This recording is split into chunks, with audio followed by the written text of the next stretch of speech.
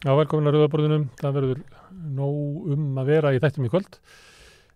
Aftast í þættinum að þá talar María við Guðmund Ragnar sem hefur notað hugvíkandi efni árum saman og María ætlar að spyrja hann reynslu hans af þeim efnum. Þetta nú svona mikið þetta rætt í samfélaginu í dag, hugvíkandi efni, kaffistofum og partíum.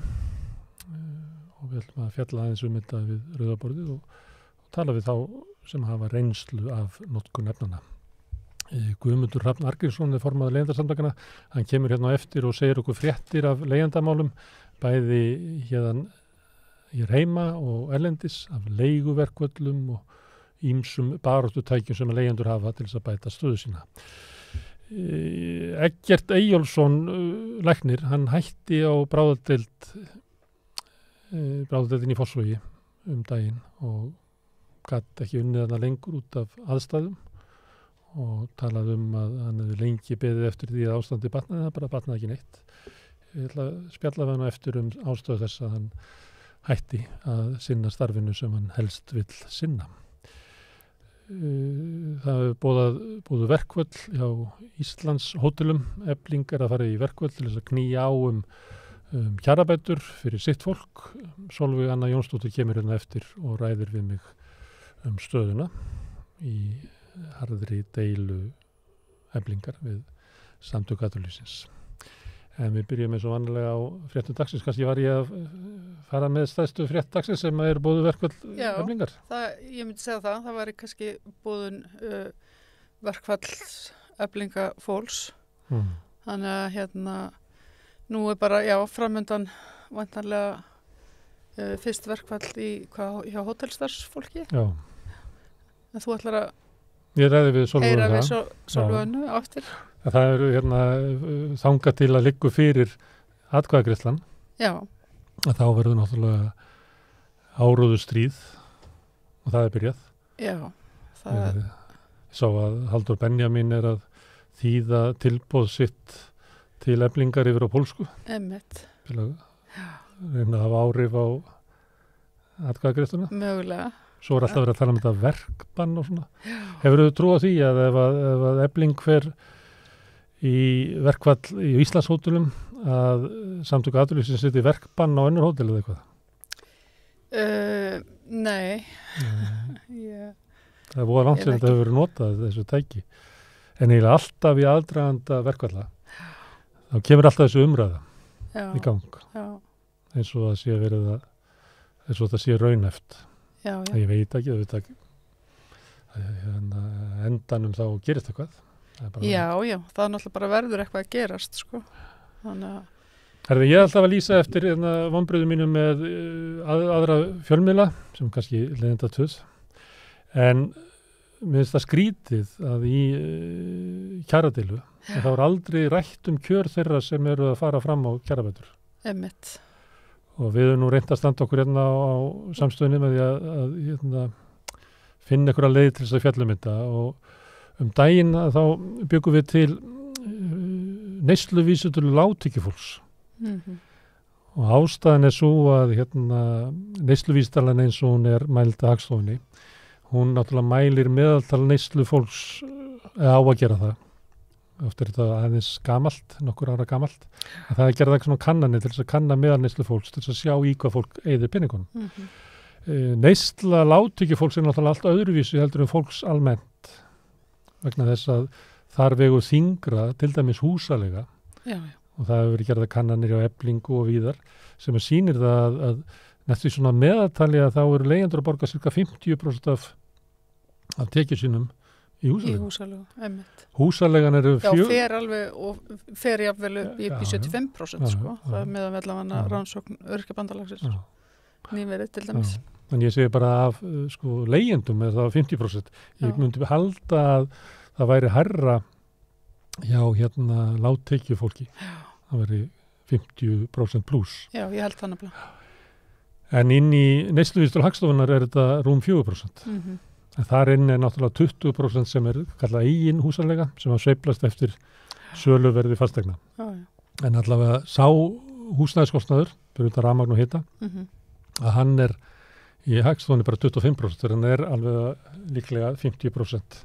Og sama með sambandi við matinn og svona. Þannig að það sem ég gerði var að taka 7. launaflokk starfsgreinasambandsins og sá það náttúrulega fljótt að hann dugar ekki fyrir framfærslu. Og þá ertu með framfærslu viðmið umboðsmann skuldara sem er það sem að þú verður að hafa áður og getur farið að borga skulduðinum. Þannig að þetta er ekki sko meðal neysla á neitt hátt, þetta er bara það sem þú þarft til að lifa. Er sérst umboðsmann skuldara búin að búa til neyslu? Já, hann er búin að vera með í mörg ár sko. Já. Og hann er eiginlega eini sem er með þetta núna vegna þess að félagsmálaráðuneytið gerði þetta, það var eitt af því sem að stjórnin eftir hrun sett í gang, vera með framfærslu viðmið. Já. En þau voru... Það húsnæðisliðurinn er ekki inn í... Hann er ekki inn í hjá umboðsmanni skuldara. En stjórnvöld hættu að hafa framfærslu viðmiðin af því að það var alltaf hægt að benda á að örorkulífeyrir dugði ekki til framfærslu, eftirlaun dugði ekki til framfærslu, lágmarkslaun dugði ekki til framfærslu, þannig að stjórnvöld bara ákveða að láta þetta hverfa aftur. Já. En umboðsmaður hann verður eiginlega að hafa þetta til þess að geta starfað af því að til þess að meta hvað þú getur borgað lánardrottinu mikið að þá verður að finna út hvað þú þarft að hafa til þess að endurnýja þig. Ok, þannig ég tók þetta og bætti svo við meðalleigu á 50 fermetri íbúð en þetta dugar ekki þannig að umboðsmanni reikna með þú eigir eitthvað bílskrjóð þannig að ég hendi honum í burtu og hafði bara strætókort og að þú neyddist að taka leigubíl kannski svona fyrir 8 skall sem er kannski 3 ferðir á mánuði. Þú veist, ef þú átt enga bíla þá neyðust alltaf til að finna einhverja lausn á ferðamátaðinum með öðrum hætti. Og út af þessu verður til neysluvísitala. Og ég bjóti graf sem að sýnir sko þróunina á síðast ári. Og þarna sérðu, þetta er mínusin sem að þessi maður er í. Maður eða kona, maður í merkingunni bæði sér það í upphafi ársins og þá er nýkomin launahækkun sko. Það er 1.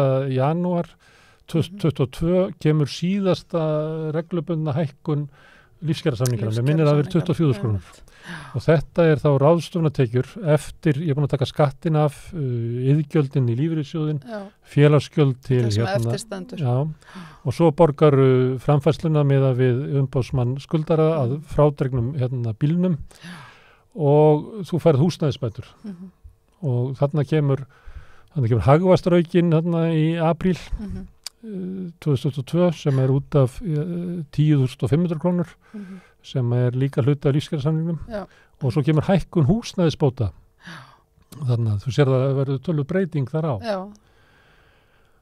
og mér finnst alltaf að benda á það vegna þess að húsnæðisbætur hækka þarna í annað skiptið frá 2017 og síðan þarna 1. janúar núna í þessu mánuði þá hækkar aftur og ég vil halda því fram að þetta sé afleiðing af góðri baráttu samtaka leigjenda. Því að stjórnvöld hafði komist upp með það að raunverulega bara hækka hann einu sinni frá 1. janúar 2017 þegar húsnæðis bótakerfið var tekið upp, þangað til mitt ár 2022. En síðan gera það tvisvarsinnum á halva ári eftir að leigjendasamtökin er endurreist í nóvember 2021. En þarna bætist aðeins, en síðan sérðu hvað verðbólgan byrjar að verða hröð á seinni hluta ársins. Og megnið af þessari niðursveiflu þarna í október, nóvember og desember er að á sama tíma og fasteignaverð að frjósa að þá skýst húsaleigan upp. Akkurat. Og það er samingið á milli því að það er engin leið fyrir fólk til þess að komast út af leigumarkaði yfir á kaupmarkaðina þegar svo dýrt að taka lánin og þar leðandi eru fleiri sem eru þann inni plús það að ferðamennin eru komnir sem að taka Airbnb íbúðir og hlera plús það að það kemur inn vinnuafl að utan til þess að sinna ferðamönnum, það er álag á húsnæðismarkaðin og svo erum við að taka á móti flotta fólki frá Úkraínu og Venezuela, þannig að húsnæðismarkaðurinn er algjörlega á suðupunkti. Ok, síðan koma, og þarna sérðu að hækkanirnar koma þarna í nýr kjarasamningur og þá loksins fer maðurinn upp. Þannig að hann á rúma 5.000 krónur eftir í veskinu. En sérðu hvað verðbólgan er fljót að berja það niður. Þetta eru allar hækkanina sem koma í nýju kjarasamningi með hagvaxtaraukunum, flýtingu hagvaxtaraukas. Þannig að almennar launahækkanir, þetta var í mínus án hans. Því að af 13.000 krónum þá sitja eftir ef ég maður rétt eitthvað kringum 8.000 krónur. Já.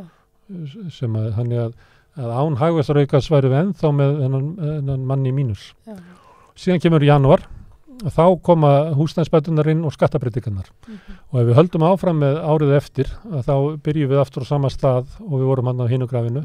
Og þetta er gert ráð fyrir að verðbólga sem verðbólgur hraðin haldi áfram. Nú getur sagt að það vera ósakjönd því að á bakvið samningana er spá að verðbólgan á þessu ári verði 5,6%. Almenna verðbólgan.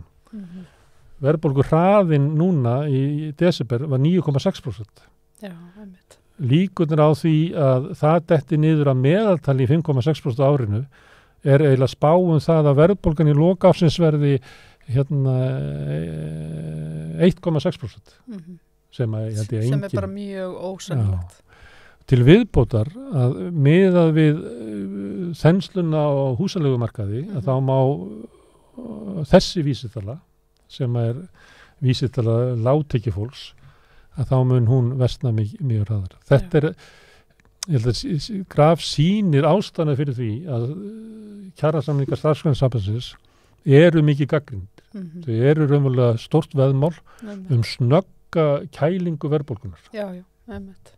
Sem að almennt held ég að fáir myndu vilja taka undir og ef þú horfir sértakt á það sem er staða lágtekjufólks að þá er það mjög hægt. Já, og svo er þetta náttúrulega í þessu samhengi núna bara hagnaðinum í allri verslun og annað og viðskiptum að það bara af hverju ættu láglána fólk að taka á sig þá kælingu. Það er bara alveg stór furðulegt. Það er bara ákvörðun það að minnka hlut launafólks og stækka hlut fyrirtækjanda. Já, fyrirtækjanda. Já. Það kom fram í viðtali okkar við Vilhjálm Hilmarsson, hagfræðing BHM, sem gerði ágætis úttekt á þessu. Kannski ræðum við þetta við Ragnar Þór á morgun, hann safnar ársreiningu fyrirtækja og les þá á kvöldin að það fyrir að sofa og verða alltaf að pissa á hvað er ógnarlegur gróði af fyrirtækjastæði í Íslandi. Og bara gott að minna aftur á Oxfam-skýrsluna í þessu samhengi. Þetta er bara svo klikkað. Herðun, þú ætlar að tala við Sólu og Önnu aðeins á eftir um þetta. Ég veit að teppa þessu af mig svo ég er ekki að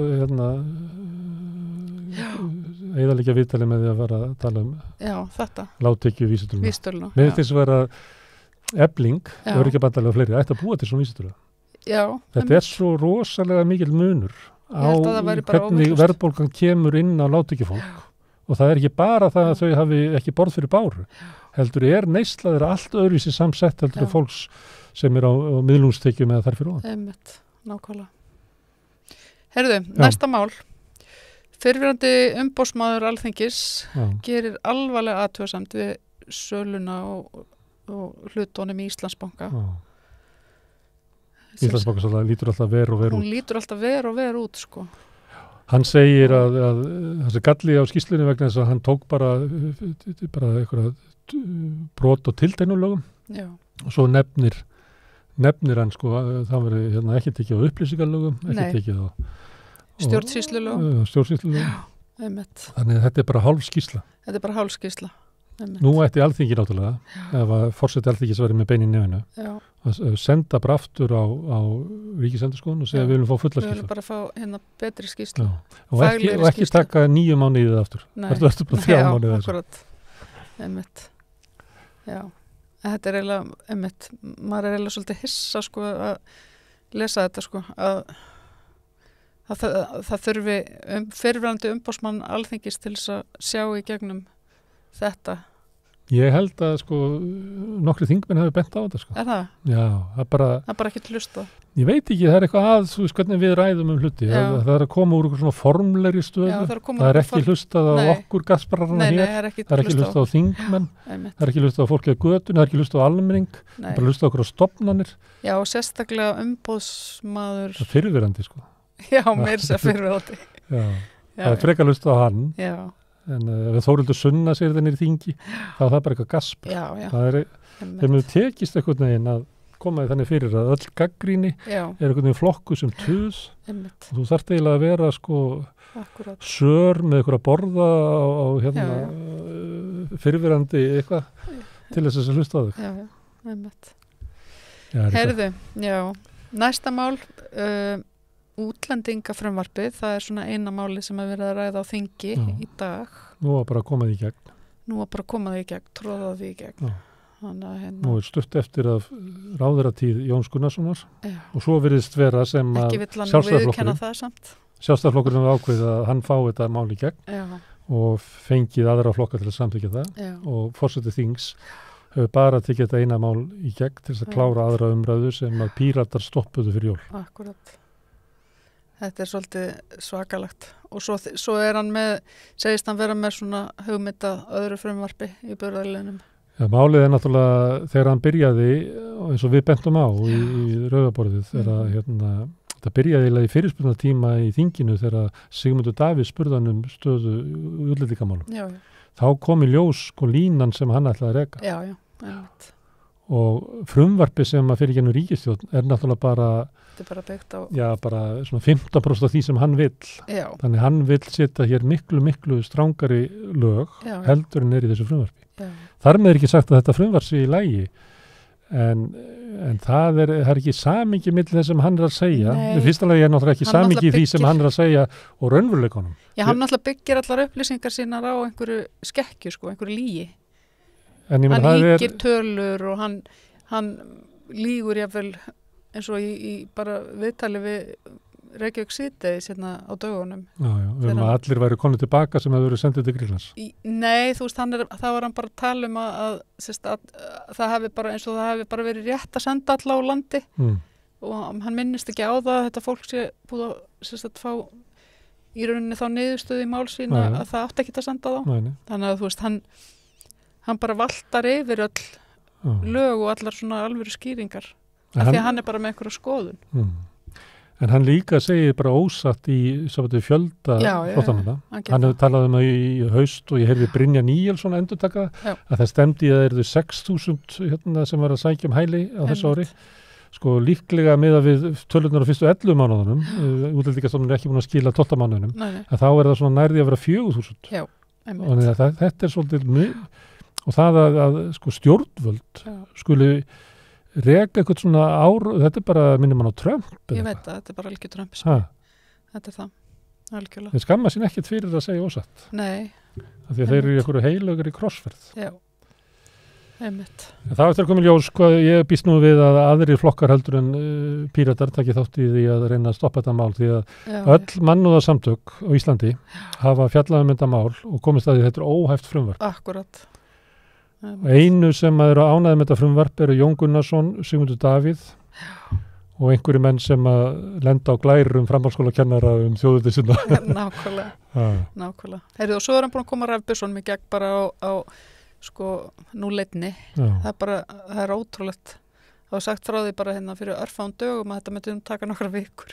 En svo bara Katrín Jakobsdóttir lét í það skína að hún er einhver hindrun, en hún var það ekki. Hún var það ekki, Nei. En hún sér eftir þessu? Nei, ég man ekki hvað nú var það. Já, hún hefði því vilja að þetta hefði verið rætt í þinginu. Já. Það er alveg ótrúlegt þetta hefði verið bara innlett vegna hans ákvarðanar. Kannski verður það þannig að þegar löggan skýtur rafmagninu í þig, að þá ber henni að segja að Katrín Jakobsdóttir sé ekki alveg hress með það. Já, ég held að það verður þannig, Það er alltaf svona. Það er í Humphrey Bogart mynd þar sem hann skýtur konu og segir so sorry sweetie but I have to kill you.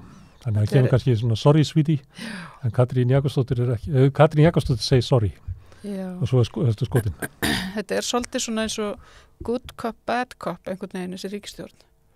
Þú veist, að þessi einhvern veginn, þau sé í svona leik að VG sé alltaf svona aðeins sympatíski en því miður við gátum ekki gert neitt í þessu. Nei. En Gjörðu svo vel, ég læti yfir til hans Jóns. Já.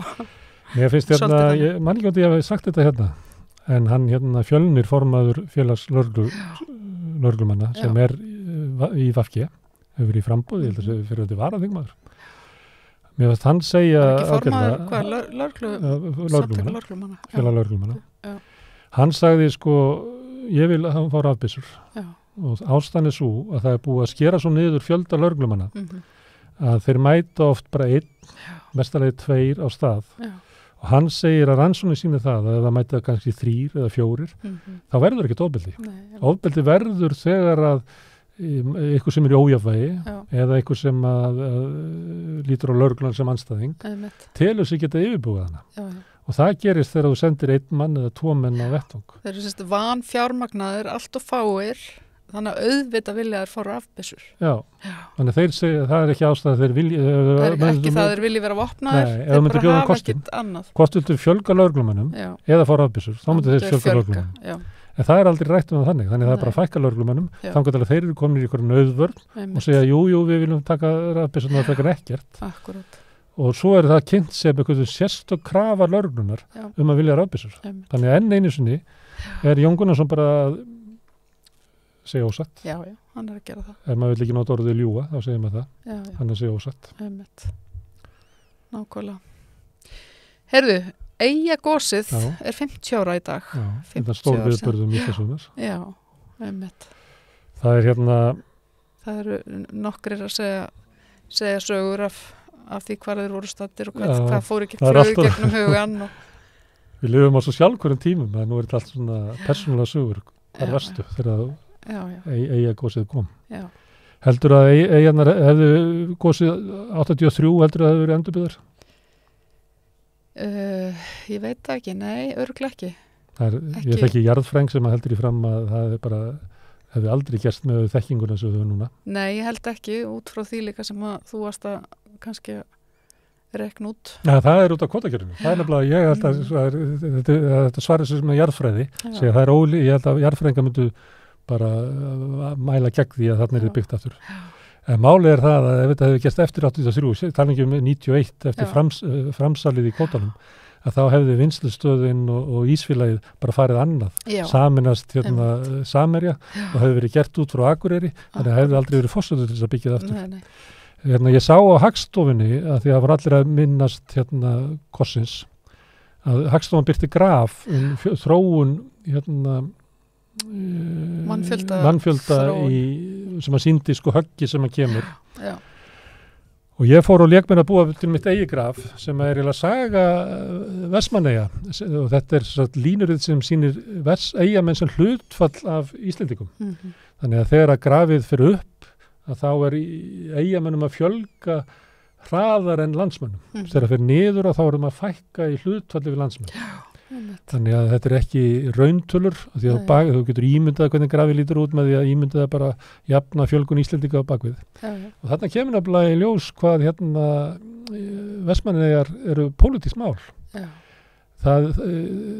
Vestmannaeyjar verða til sem sjávarbyggð á 25 ára tímabili upphafi síðustu aldar og það er tvennt sem er velvæðing bátaflotans sem að gerir mögulegt að stunda Íslendingum mögulegt að stunda sjávarútveg sem sjálfstæð atvinnugrein. Áður hafði þetta verið bændur sem að réru og lífið í Vestmannaeyjum fyrir þennan tíma var fyrst og fremst sjálfstæðabúskapur þar sem að menn drígðu veikan landbúnað með því að veiða fugla og safna eggjum og stunda einhverja svona fiskveiðar sem bændunni gerði. En það er annað sem að þarf annað en velvæðing bátana, það er að losa vistabandið. Og það er einmitt rýmkað þarna 1896 minni mig og það veldur því að fólk flykkist úr sveitunum úr geldlífi sveitana þar sem að þú varst vinnukona og ég vinnumaður og við bjuggum inni hjá atvinnurekanda okkar, fengum borgað í fæði og húsnæði og fengum ekki eins og eitt rúm, heldur var niðursetningu settur við liðin okkur í rúminu. Þannig að þegar að vistabandinu er rýmkað þá náttúrulega flykkist fólk í sjávarbyggðirnar til að vinna fyrir launum, oft bara mjög lágum launum, en það var þó skárri kostur en helvítið í sveitunum. Þannig að þetta gerist bara 25 árum að þá verða eiginlega Vestmannaeyjar til sem sjávarbyggð. Síðan næsta píla er seinna stríð, það er náttúrulega, ég veit ekki, þessi slakki niður, hann skiptir ekkert megin máli, en það sem er merkilegt þess að gera þetta stríð, að þá er halda Vestmannaeyjar í við fjölgun landsmanna. Og ástæðan er svo að þessum tíma var rekið svo kallað eftirstríðshagfræði sem að var eiginlega svona nation building. Þarna voru opinberar áætlanir að byggja upp sjávarútveg, styrkur til þess að hefja togarótgerð, fiskvinnslan styrt og eitthvað fleira. Og það er á þessum, undir lok þessa tíma sem eldgosi verður. Og þar kemur höggi niður. En svo sérður slakkan sem er lengra og ég þess að setja í píluna kvótakerfið tekur við, að mjög fljótlega eftir kvótakerfið og sérstaklega eftir framsalið eftir 1990 að þá hrörna þá fyrir þetta bara að vera alveg og Vestmannaeyjar ekki svo sjávarbyggð sem varð vest úti vegna þess að þeir héldu tildulega vel kvóta sínum en það sem að gerist í kvótakerfinu er að það verður samþjöppun sem að því það að það er hægt að fækka fólki og það sem að verður velvæðing vinslunar sem að leiði til þess að það fækka fólki en ávinningurinn af velvæðingu vinslunar fer í hönd tildulega forra og þeir fjárfesta ekki heimabygð og Vestmannaeyjar er náttúrulega fræg fyrir það því að þeir keyptu Toyota-umbúðið og þeir hafa keypt Moggan og Otta og íslensk-ameríska og guð má vita hvað ekki allt annars það heldur í Vestmannaeyjum þannig að þetta er bara merki það hvernig kvótakerfið sogar peninga út úr sjávarbyggðunum þannig að vegna þess að það fer í höndur og fáum sem að eyða peningunum allt annars þar í eitthvað allt annað í eitthvað allt öðru byggðarlegi. Það sem að síðan setja inn ferðamannasprengjuna sem er eiginlega alveg við þegar hruni kemur, þá koma ferðamenn til Íslands og þá aftur skapa svona tækifæri sem að kannski svipað og var fyrir kvótakerfið þar sem að alls konar fólk getur opnað lítinn veitingastað eða einhvern gisti heimili Airbnb eða eitthvað svoleiðis að þá hættir hrörnun Vestmannaeyja af því þarna kemur inn einhver stóð undir atvinnulífið sem er ekki í eigu bara einhver að tveggja blokka með þetta Svo byrjar þetta síga hana í endan aftur og það er náttúrulega bara COVID-tíminn Ég myndi reikna með að þetta myndi fara aftur því að Vestmannaeyja er náttúrulega ferðamanna paradís þannig er náttúrulega bæði kostuleg nútíma saga og hann er sérstakur menning og matur og svona sérstakur kúltúr og svo náttúrulega er ótrúleg náttúra. Já, einmitt. Svo er spurning bara hvort að Herjólfur sé í lagi. Má ég tefja þetta meira en yfirleistuðin? Já. Þannig að talandi svona sjávarbyggðir að einhvern tímann þá var ég að hlusta útvarpið út í heimi einhvers þar og þá var hún nýbúin að fá Nóbelsverðlaun í hagfræði hún Duflo. Já, Esther Duflo. Og hún er þróunarhagfræðingur og tilraunahagfræði þar sem að stundar svona það að gera tilraun á því að hafa ókeypis mat í skóla í Kenía eða borga mæðrunum til þess að gera svona hvað virkar best til þess að láta þetta virka. Já, stemmast þegar við fátækt líka og hún svo mikið að pæli því. Já. Og þetta er áhugavert. En svo tók hún líka þátt í einni könnun sem var það hvað gerist á hamfarasvæðum. Og það getur verið hungursneyð, það getur verið náttúruhamfarir eða jarðskjálftar eða eitthvað svona áföll sem að byggði verða fyrir. Og hún var að lýsa þessu að reynslan væri svo að 15% af fólki færi og ég er að tengja þetta Vestmannaeyjum þess að Vestmannaeyjar voru hluti af þessari könnun og hún gat sérstaklega það hennar rannsókn vegna þess að það voru 15% sem að fóru ekki sem urðu eftir að fastalandinu og hún sagði að í þeirri rannsókn á Vestmannaeyingum að þá kom það sama í ljós og annar staðar að þessi 15% sem að fóru að þau hafa það betur efnarslega. Þau eru hærri launum, börnir eru betur mentuð, þau búa betur, lifa lengur. Þessum fóru, urðu eftir í Reykjavík. Já. Því að þú ímyndar hörmungasvæði og þá flýr 15% og þau hafa það betur. Í tilfelli Vestmannaeyja er það þeir sem ekki koma aftur tilbaka til Vestmannaeyja. Þau hafa það almennt betur. Og það sem að hún var að segja með þessari sögu var að það að við allri mælikvarða sem við höfum þá er fólki sem að fer sem hefur það betur. Vandamálið er það að 85% sem eru eftir þau vitið alveg en þau fara ekki. Vandamálið er það að við höfum engin mælitæki til þess að mæla það sem að fólk telur vera mikilvægara heldur en hærri laun og allt þetta sem að við kunnum að mæla. Já, það er náttúrulega bara tilfinningin fyrir heima og ég ætla bara að vera heima minni byggð og samfélaginu mínu með fólkinu mínu og allt þetta.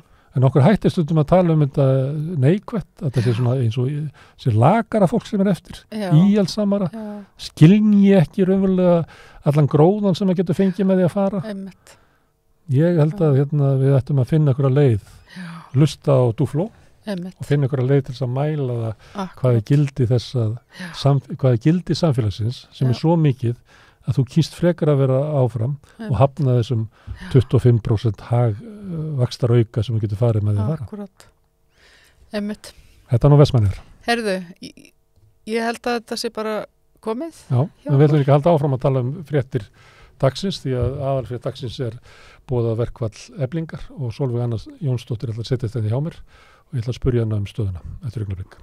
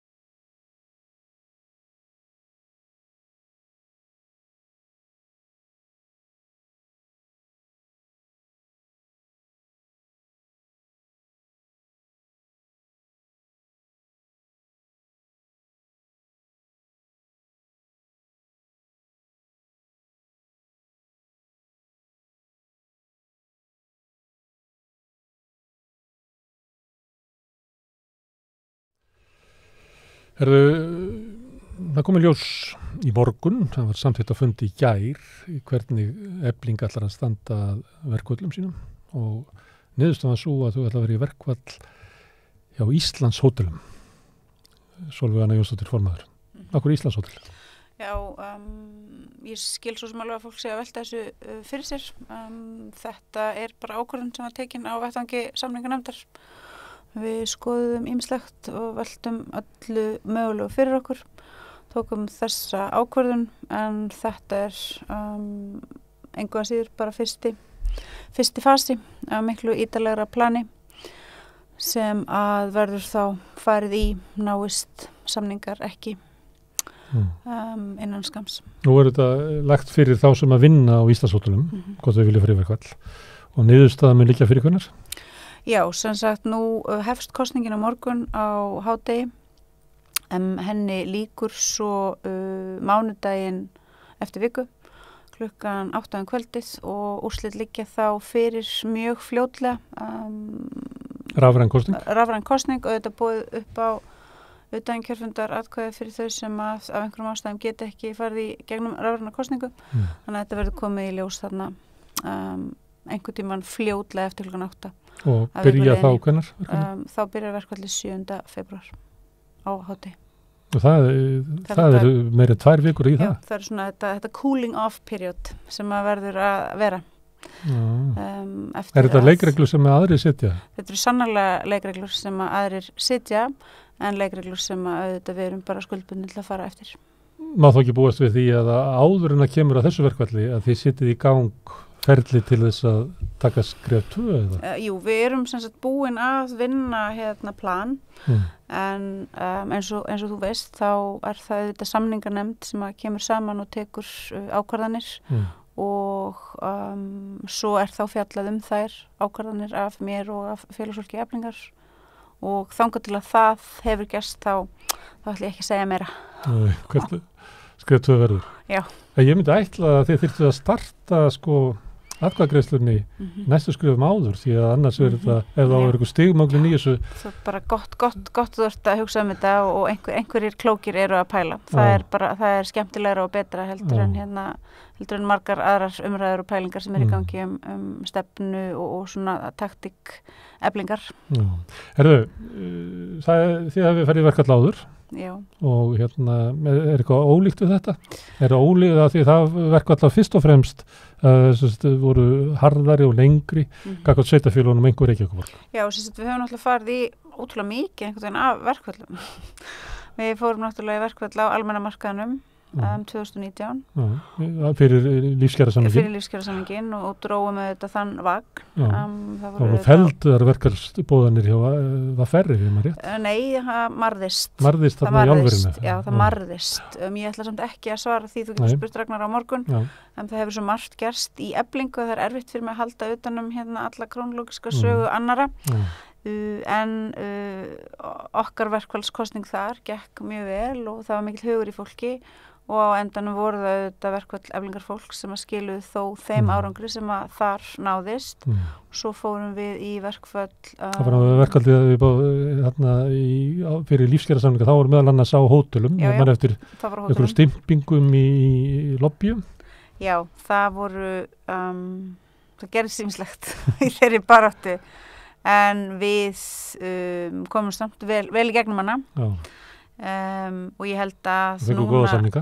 Já, við fengum góða samninga og núna erum við náttúrulega búin að fara í gegnum svo margt, við erum búin að prófa svo ótrúlega mikið og við erum náttúrulega ekki bara ég reynslinni ríkari heldur en náttúrulega sístækkandi hópur fólks, Eflingar fólks, almennra félaga sem er búið að taka þátt í hinum ýmsu baráttum, verkföllum, samningaviðræðum og svo framvegis og reynsla þeirra auðvitað er algjörlega ómetanleg og þessi reynsla hefur til dæmis nært þetta mikla og góða starf þessara stóru samninganefndar sem hefur fundað 23-24 sinnum í gegnum allt þetta ferli.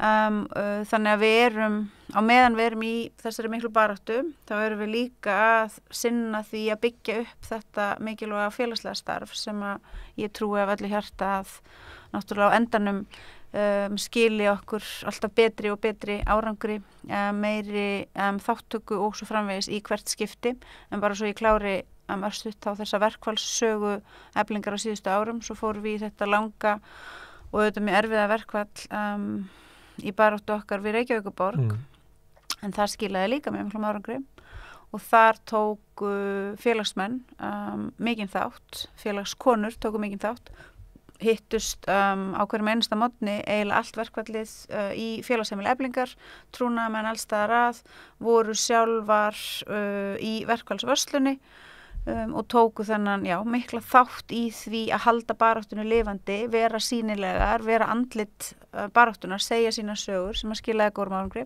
Þaðan fórum við svo beint í verkfall við Samband íslenskra sveitarfélaga, þurftum svo að fresta því sökum COVID-faraldursins, fórum aftur og náðum með því að sýna þá staðfestu að ná alveg sambærilegum samningi eins og náðist hafði við borgina og svo framvegis. Þannig að Eflingar fólk getur trúa því og trúir því og veit það að verkfallsbarátta Eflingar á síðustu árum hefur skilað raunverulegum efnahagslegum árangri. Þannig það er orðin til kjarni í félaginu sem að kann þetta, vill fara í baráttunni og óttast hann ekki. En hins vegar ertu líka með aðra félaga sem er ekki þáttakendur í þessu og við vitum ekki kannski fyrir en að atkvæðagreiðslan liggur fyrir hver er afstaða þess fólks. Þegar alltaf gerðu kjarakönnun þar sem að var meðal spurt vilja félagsmanna til þess að fara í verkfall annað og það bendir til, hvernig sem það gerði í haust að svo sé. En í þessum verkefnum sem þú ert að nefna, maður kannski ekki góður mælikvarði stemmingu í samfélaginu, en það var meðbyrð með verkfallunum í kringu lífskjarasamningin og líka í átökum ykkar við Reykjavíkurborg.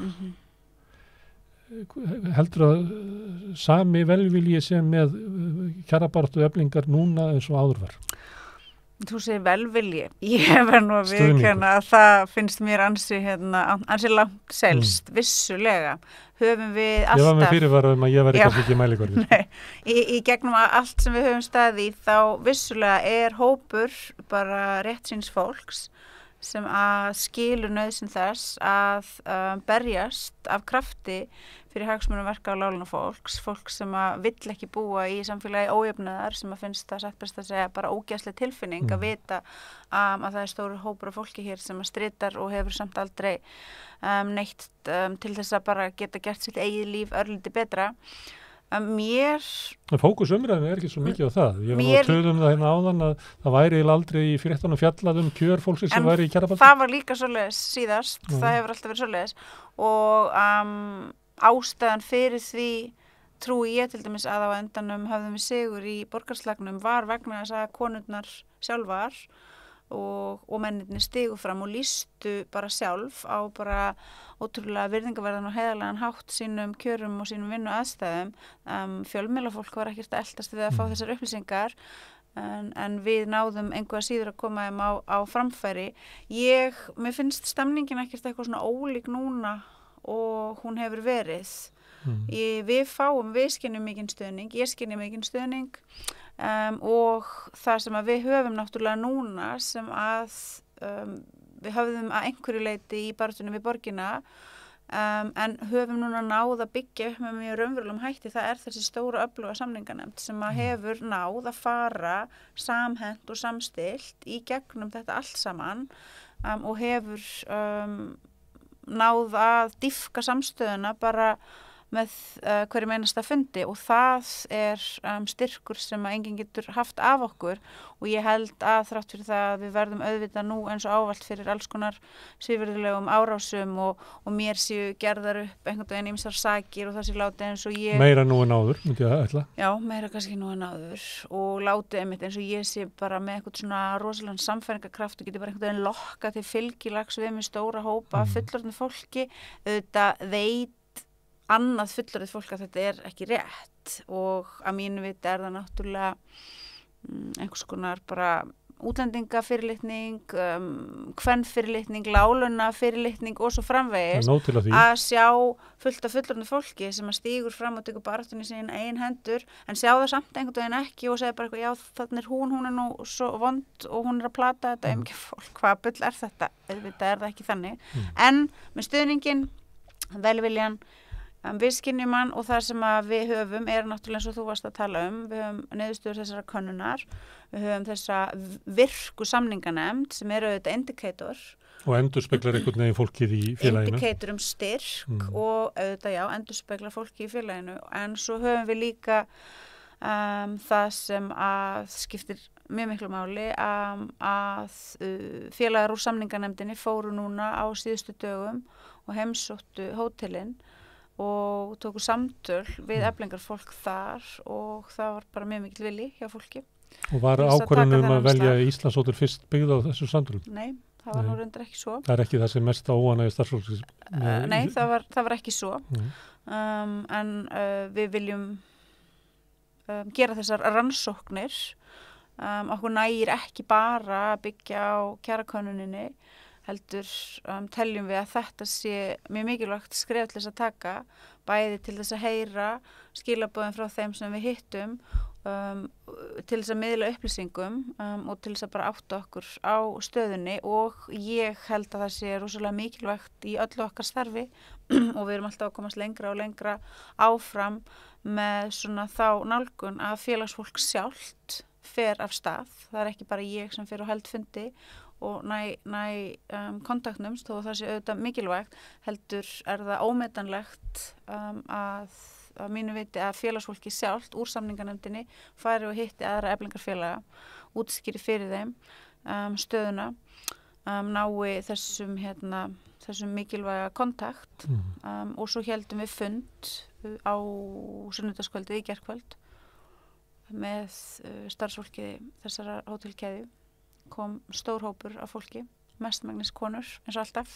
Það er náttúrulega mestmegnis konur sem vinna þessu hóteli. Alls staðar að úr heiminum og þetta var bara bókstaflega frábær fundur, bara eitt besti og skemmtilegasti. Skemmtilegar sameinuðu. Þetta eru skemmtilegar sameinuðu þjóðir verkaláluna fólks á höfuðborgarsvæðinu. Alþjóðleg stétt sameinaðs vinnuafls. Og þetta var frábær fundur og auðvitað er ég ekki svo barnalega að halda að með þessu sé einhvern veginn allt komið. Ég ger mér alveg grein fyrir því að það getur margt gerst og ég ger mér grein fyrir því að andstæðingar okkar eru ósvífnir, harðsvíraðir, forhertir. Klókir áróðusmenn? Þarna aftur, ætli ég þá að fyrst þú segir þetta, ég meina, við búum náttúrulega inn í svona bara ótrúlega agalegri hegemóníu og við sem Íslendingar sleppum ekki undan þessu, þetta allstaðar, þú veist, ef Ásgeir Jónsson Seðlabankastjóri segir eitthvað, þá bara óumflýjanlega neyðumst við einhvern veginn til að meðtaka það þegar að Bjarni Benediktsson kemur og segir eitthvað, Katrín Jakobsdóttir, þú veist, öll valdastéttin, þetta einhvern veginn alltaf í kringum okkur og við sleppum aldrei undan þessu, við þurfum alltaf að vera að hugsa hvað þau að segja og meðtaka það og þetta hefur þetta mjög mikil áhrif á fólk, en okkar aðfluttu félagar eru ekki jafn útsettir fyrir þessum áróðri.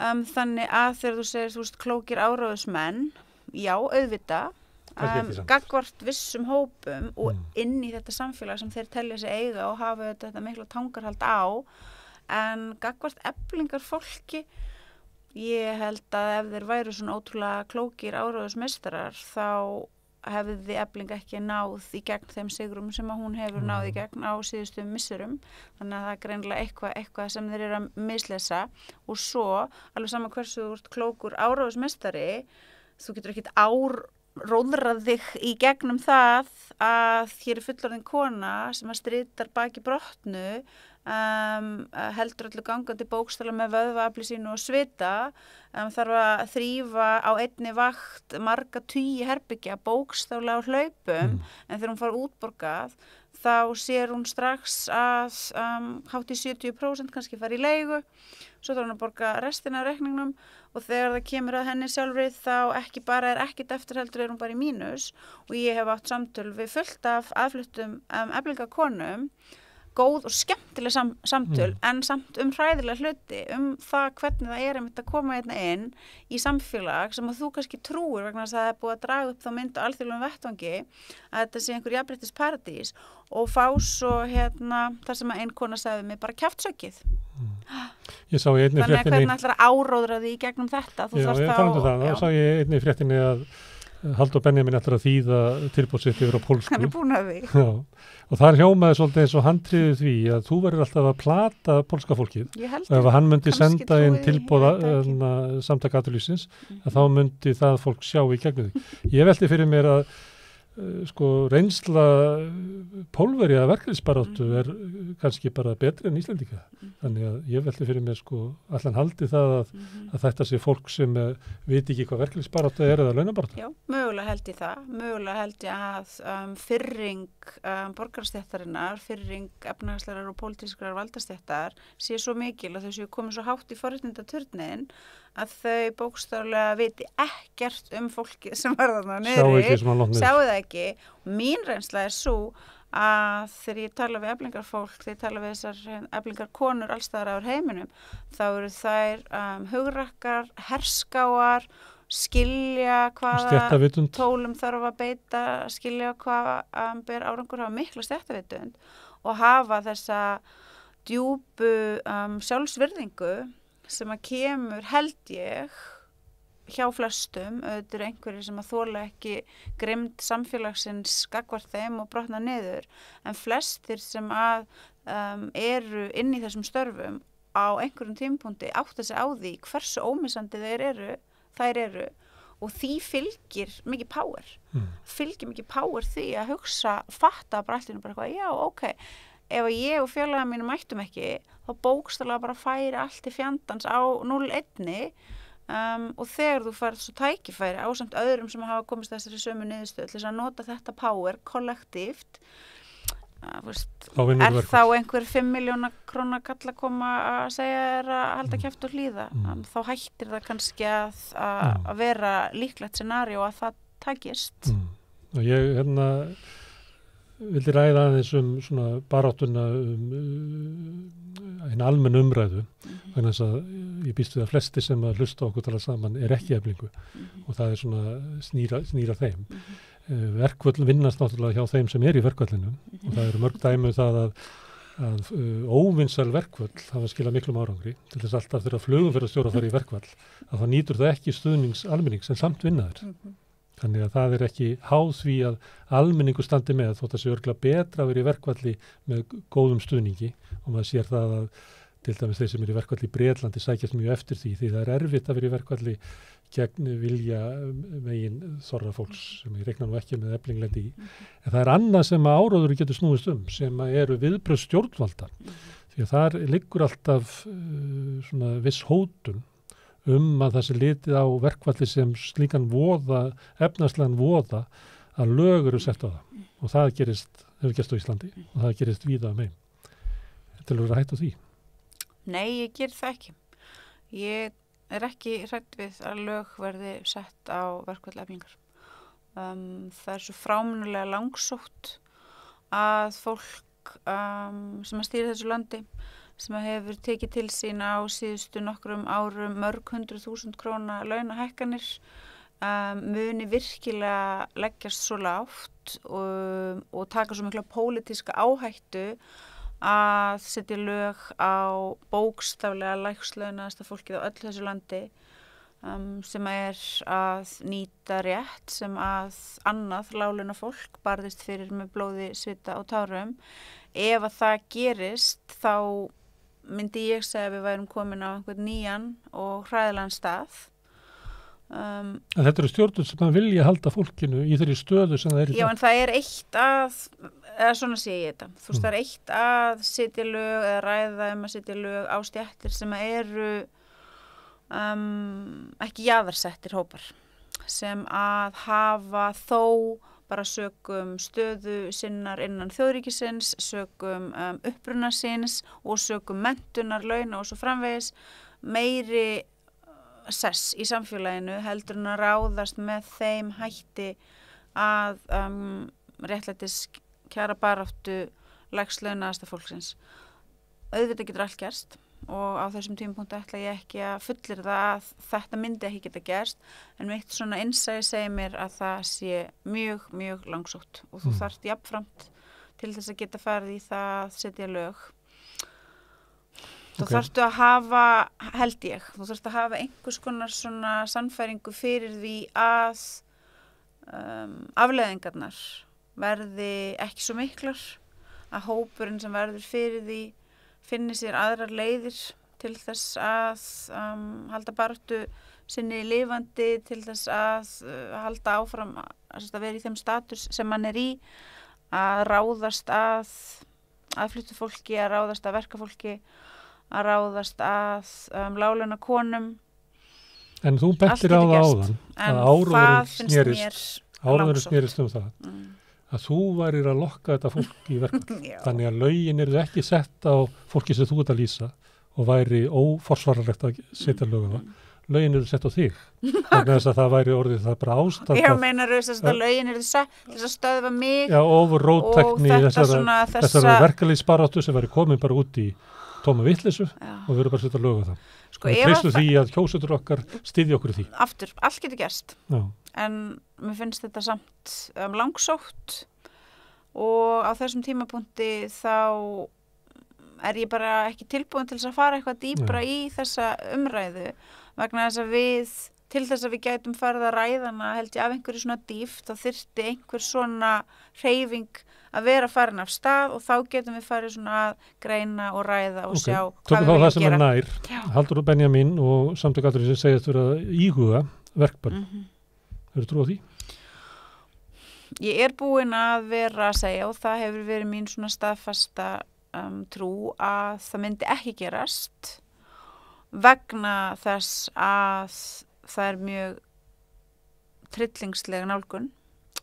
Það er mjög tryllingsleg nálgun að grípa til verkbanna þegar að láglauna fólk er að setja fram mjög svona sanngjarnar og hófstilltar kröfur og við skulum ekki gleyma því að það er staðreyndin þær kröfur sem Efling nú setur fram. Við höfum bent á það í þessu þætti að kröfuna þótt að við gengið að þeim að þá er þetta fólk að enda að berjast fyrir að eiga í svo á. Sannarlega og það verður bara þetta sem að mun standa því miður held ég lengi enn. Auðvitað fer baráttan sem að framundan er líka eftir því hvaða sigri við náum núna eins og auðvitað allir skilja og það er auðvitað líka stór partur af því hversu mikið svona kapp er lagt á það að kremja okkur núna sko. En hvort að verkbann verði notað. Við í samninganefndinni höfum bara mikið hugsað þetta og fólk hefur mikið velt þessu fyrir sér og við höfum líka rætt þetta á trúnaðarmannanámskeiði hjá Eflingu. Fólk er mjög mikið að hugsa þetta og fólki er mjög misboðið yfir því að það sé verið að hóta okkur þessu. aftur, þetta þá reikningsdæmi sem að þeir fara í og vega og meta pólitískar afleiðingar þess að fara í aðgerðir eins og þessar. Ég held að þeir geri það ekki. Ég held að þeirra útreikningar sýni fram á það að pólitískar afleiðingar séu of miklar og þetta sé of yfirgengileg hegðun. Það sé of yfirgengilegt að 5 milljón króna menn ákveði að beita verkbanni til þess að berja niður baráttu kvenna sem eru að biðja það að fá aðeins meira yfir 400 skallinum útborgað. Þeir mögðu að skaða rekstur fyrir fyrirtækja sem þeir væri að loka með verkbanni líka. Svo það líka það, ég meina, íslensk kapitalistastjætt svo öguð og svo samhent að hún sé tilbúin til þess að fara í eitthvað svoleiðis. Finnst okkur það sannilegt? Með hótanir, það mikið á hótunum í gangi. Halldór Benjamín núna búinn að hóta því að hafa af eflingarfólki afturvirknina. Fyrst var því hótað að ef við værum ekki búin að skrifa undir fyrir jól þá fengjum við hann ekki. Það trúverðugt? Ég til ég að láta að fá þennan penning en að því að þú sagði þetta þá ætla ég ekki að gera. Er þetta trúlegt? Nei, og þetta náttúrulega eitthvað svona hræðileg framkoma eins og við börn sem að sé eitthvað svona hægt að tukta eitthvað til. Þú veist, ég sagði þér að þú ættir að fara að hátta á þessum tíma, þú gerðir það ekki, þá ferðu ekki að horfa á þessa mynd. Það ekki í skóinn. Það ömurlegt að þeir geri þetta. Svo var þessu hóta aftur að ef við gengjum ekki að þessu svo kallega tilboði þeirra þarna sem lagt var fram 4. janúar þá fengjum við þetta ekki. Við gengum ekki að því tilbúði og nú verið að segja ef við förum í þessi verkfall, sko, þá fáum við þetta ekki. En það náttúrulega eitt að þeir standi í þessum hótanabransa og það náttúrulega ömurlegt að fylgjast með því að menn innan verkalýðshreyfingarinnar hafi tekið undir þetta, að ríkissáttasemjari hafi raunverulega tekið undir þetta og fleiri, að það sé ekki bara látið eins og þetta sé það sem þetta bara mjög dæmigerðar hótanir í erfiðri kjaradeilu. En aftur að þessum með verkbannið, mitt svar á þessum tímapunkti ég trúi því ekki að þetta muni gerast, en kannski með því að ég segi það verða þeir ennþá æstari í að gera það. Þannig að kannski ættum við bara að tala sem minnst um þetta. Ja. Skiptir það þig máli eða Eflingu að hafa stuðning verkalýðshreyfingarinnar, starfsgreinasambandið, alþýðusambandið? Nei, því miður. Þá það svo að þetta lítur náttúrulega að vera verra. Það væri betra ef að Sko, það sem ég ætla að segja ástæðan fyrir það skiptir okkur ekki máli að þegar eitthvað svona gerist, þegar við erum bókstaflega ekki bara skilin eftir að hafa verið útilokuð, heldur svo sparkað í okkur aftur og aftur og aftur með sífellt meira offorsi og sífellt meiri andúð og sífellt meiri refsigleði, þá bara áttar maður sig á því að allir draumar einhverja samstöðu voru þá bara tálsýn og þá að mínu viti bara lógísk niðurstaða að segja bara þá skiptir þetta bara engu máli vegna þess að þetta var þá alltaf tálsýn og þetta var þá hvort sem aldrei að fara að halda. Það hefði alltaf eitthvað gerst sem hefði gert það að verkum að Efling hefði einhvern veginn brotið af sér og þá hefði þurft að refsa henni fyrir brotið. Þannig að nei, við trúum því Eflingu að við séum fær að standa á eigin fótum, að við séum fær það að reka eigin kjarabaráttu og ná í henni árangri án þess að aðrir séu að liðsinna okkur. Við trúum því vegna þess að okkur hefur tekist það. Við vorum algjörlega ein og óstudd í baráttunni við borgina, við náðum samt mjög miklum árangri þar, vegna þess að við trúðum á það sem við vorum að gera og vegna þess að við gáfumst ekki upp. Þetta erfitt, það augljóst.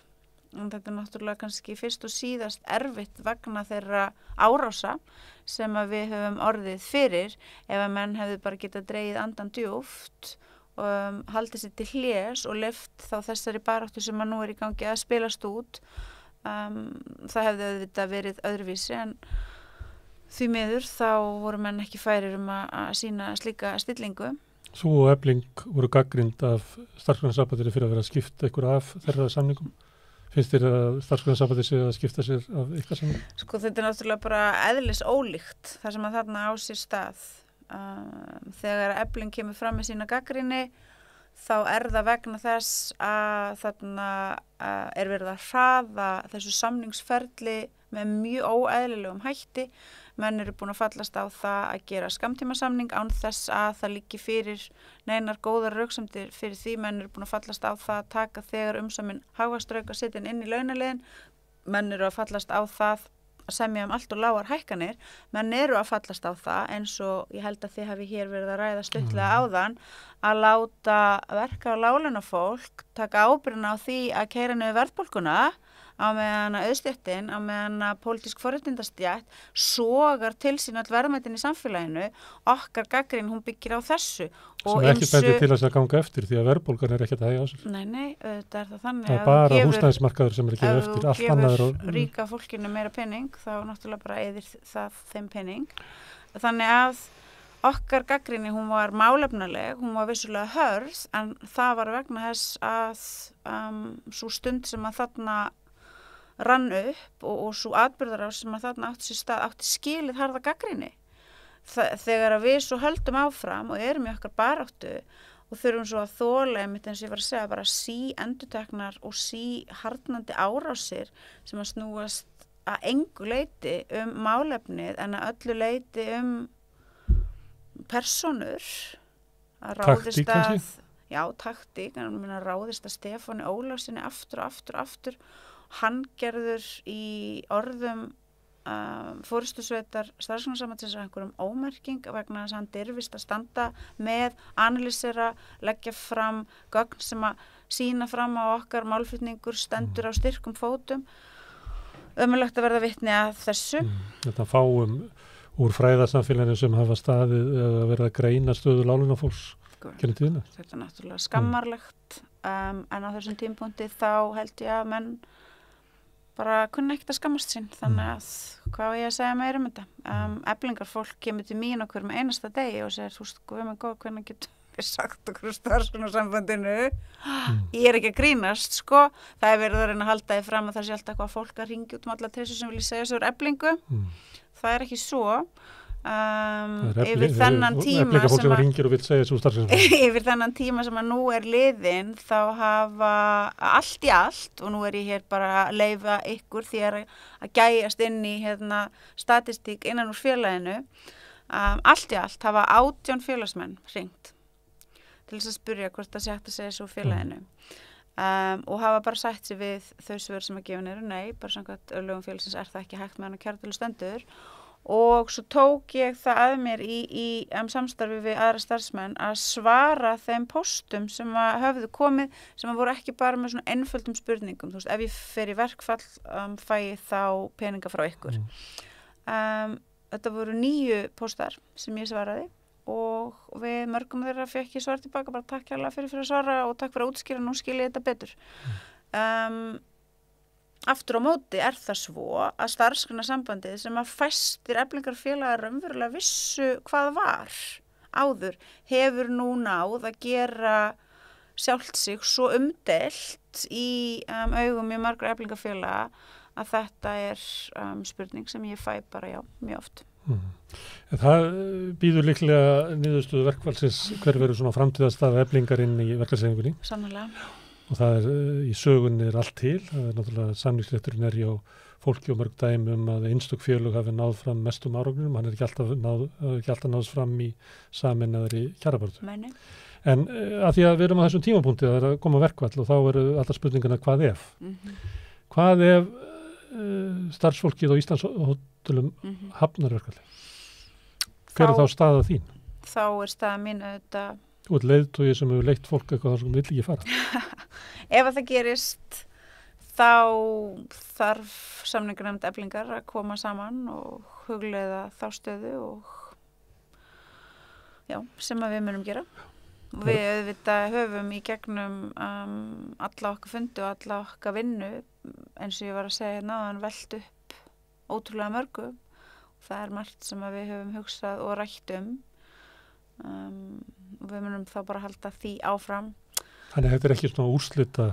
Nei. Þá er það bara niðurstaða þess að hóps? Við sjáum það ekki þannig, sko. Svo getur ekki neitt fólk í verkfall? En auðvitað vil ég ekki að ég og félaga mínir sem að leiðum þetta félag og höfum auðvitað fært fórnir til þess að geta gert það, til þess að geta haldið áfram að breyta eflingu í raunverulegt baráttutæki verka og láglaunafólks.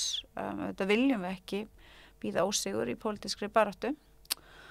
Okkur hefur gengið ágætlega í að bíða ekki ósigra, heldur vinna sigra. Og við trúum því að þarna séum við nógu læs á stöðuna í félaginu, að við séum í nógu góðu sambandi við félagsfólk og við áttum okkur nógu vel á þeim aðstæðum sem ríkja til þess að við séum færum að draga ályktanir og taka ákvarðanir byggðar á þeim ályktunum sem séu þá þær réttu. En þetta getur allt gerst í kosningum. Kemur í ljós í næstu viku. Já. Gangi ykkur vel. Takk fyrir. Takk fyrir að koma hingað og gefa okkur stöðuna. Ég býstu það sé nóg að gera hjá þér, þannig að þetta dýrmætur tími. Herðu, nú ætlum við að fara úr einum átökum yfir í önnur. Það átökin bráðavaktina í Fossvogi hér eftir augnablik.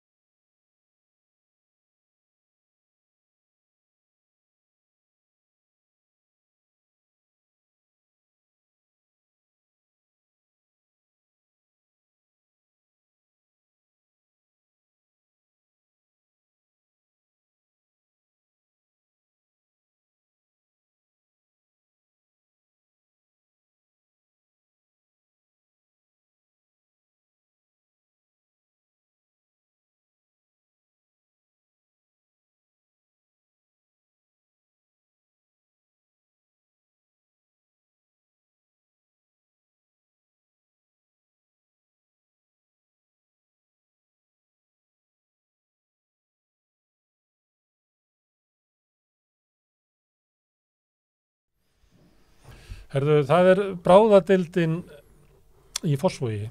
Það búið að vera eiginlega bráðavandi, ekki bara sjúklingana, heldur bara í rekstrinum.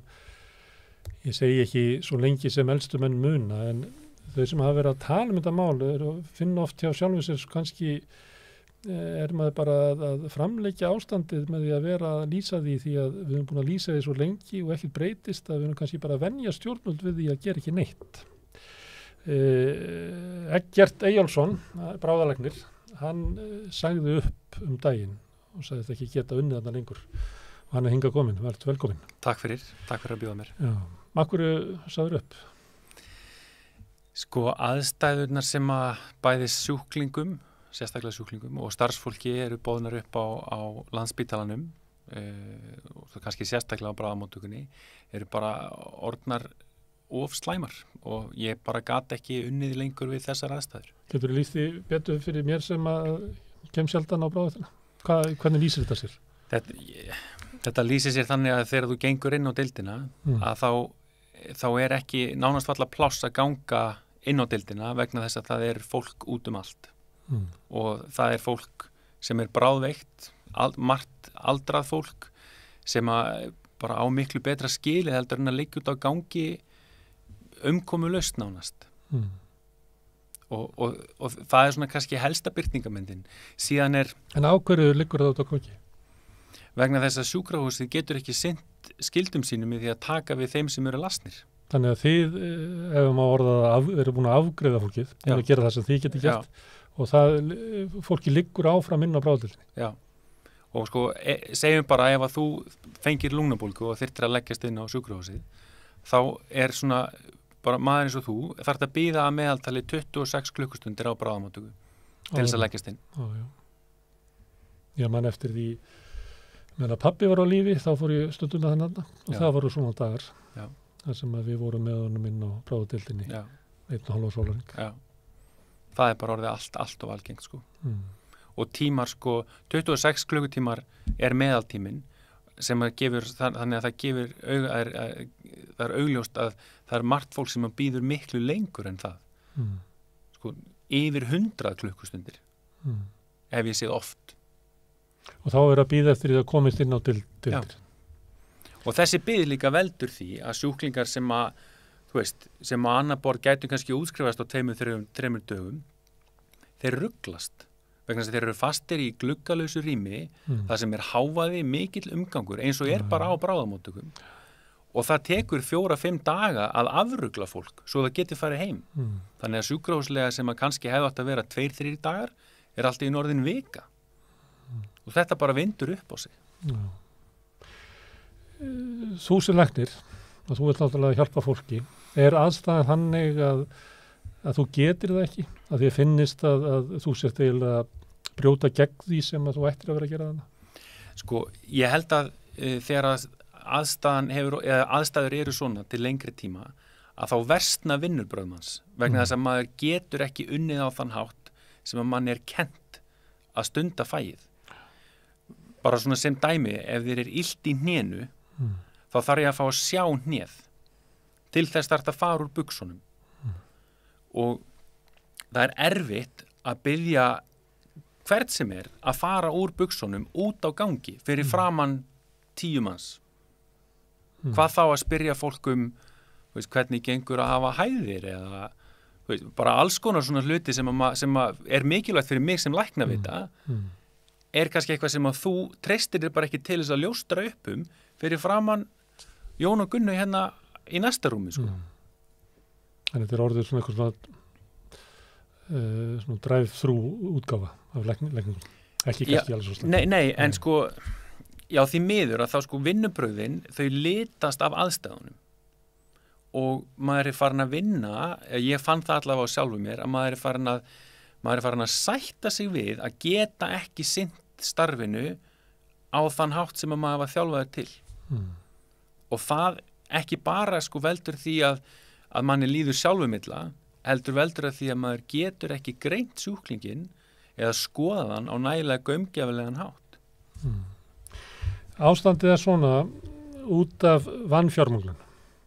Eða? Já, meðal annars. Þú kannast við það, þú nefndir þetta og nefndir að hafa skoðað fjárlögin og fleira og fjármálaráður hann reyndi að svona dissa þig svona. Hann reyndi það ekki. Hann sem gerði það, eins og þú værir vankunnáttu að skoða eitthvað svona skildir ekki. Já. Starfsfólki segir að þetta sé vanfjármögnun, stjórnum hafnaði fyrir alltaf. Já. Og segir að þetta sé stjórnunavandi, að þetta sé bara illa rekið, nýr formaður stjórnar Landspítala segir það sama. Hvernig slær þetta ykkur? Sko, ég held að, sko, ef að sko, nú ég ekki hagfræðimenntaður og ekki, ég ekkert eitthvað sérstaklega klár með peninga, en ég held ég samt kunni alveg að lesa, sko, og sko, til þess að segja eitthvað kerfi sé eða full fjármagnað, þá þarftu líka að taka til greina, sko, til hvers það er fjármagnað. Veist, ef að Landspítalinn á bara að gera það sem hann að gera í dag eða það sem að sjúkrahús ætti að gera í dag það getur vel verið að hann sé bara full fjármagnaður. Það getur vel verið.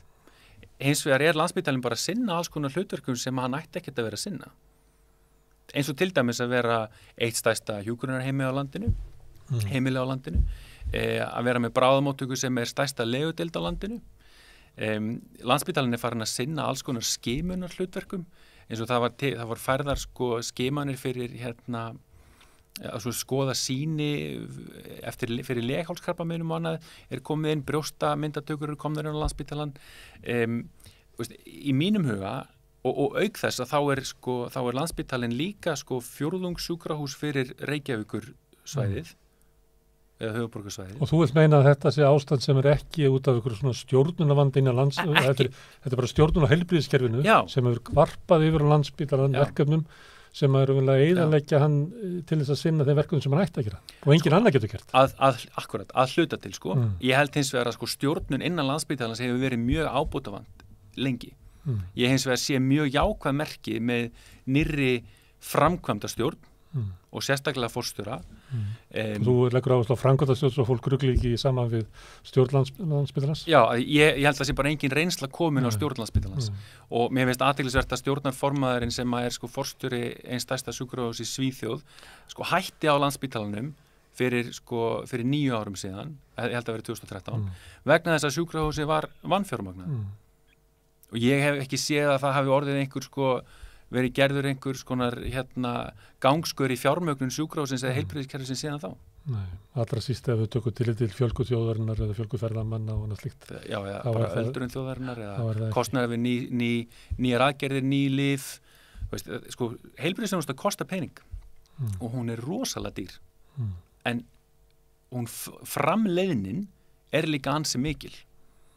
Því að það er mjög kostnaðarsamt að sinna ekki þjónustunni sem að þið veitir. Já, og svona bara blákalt ef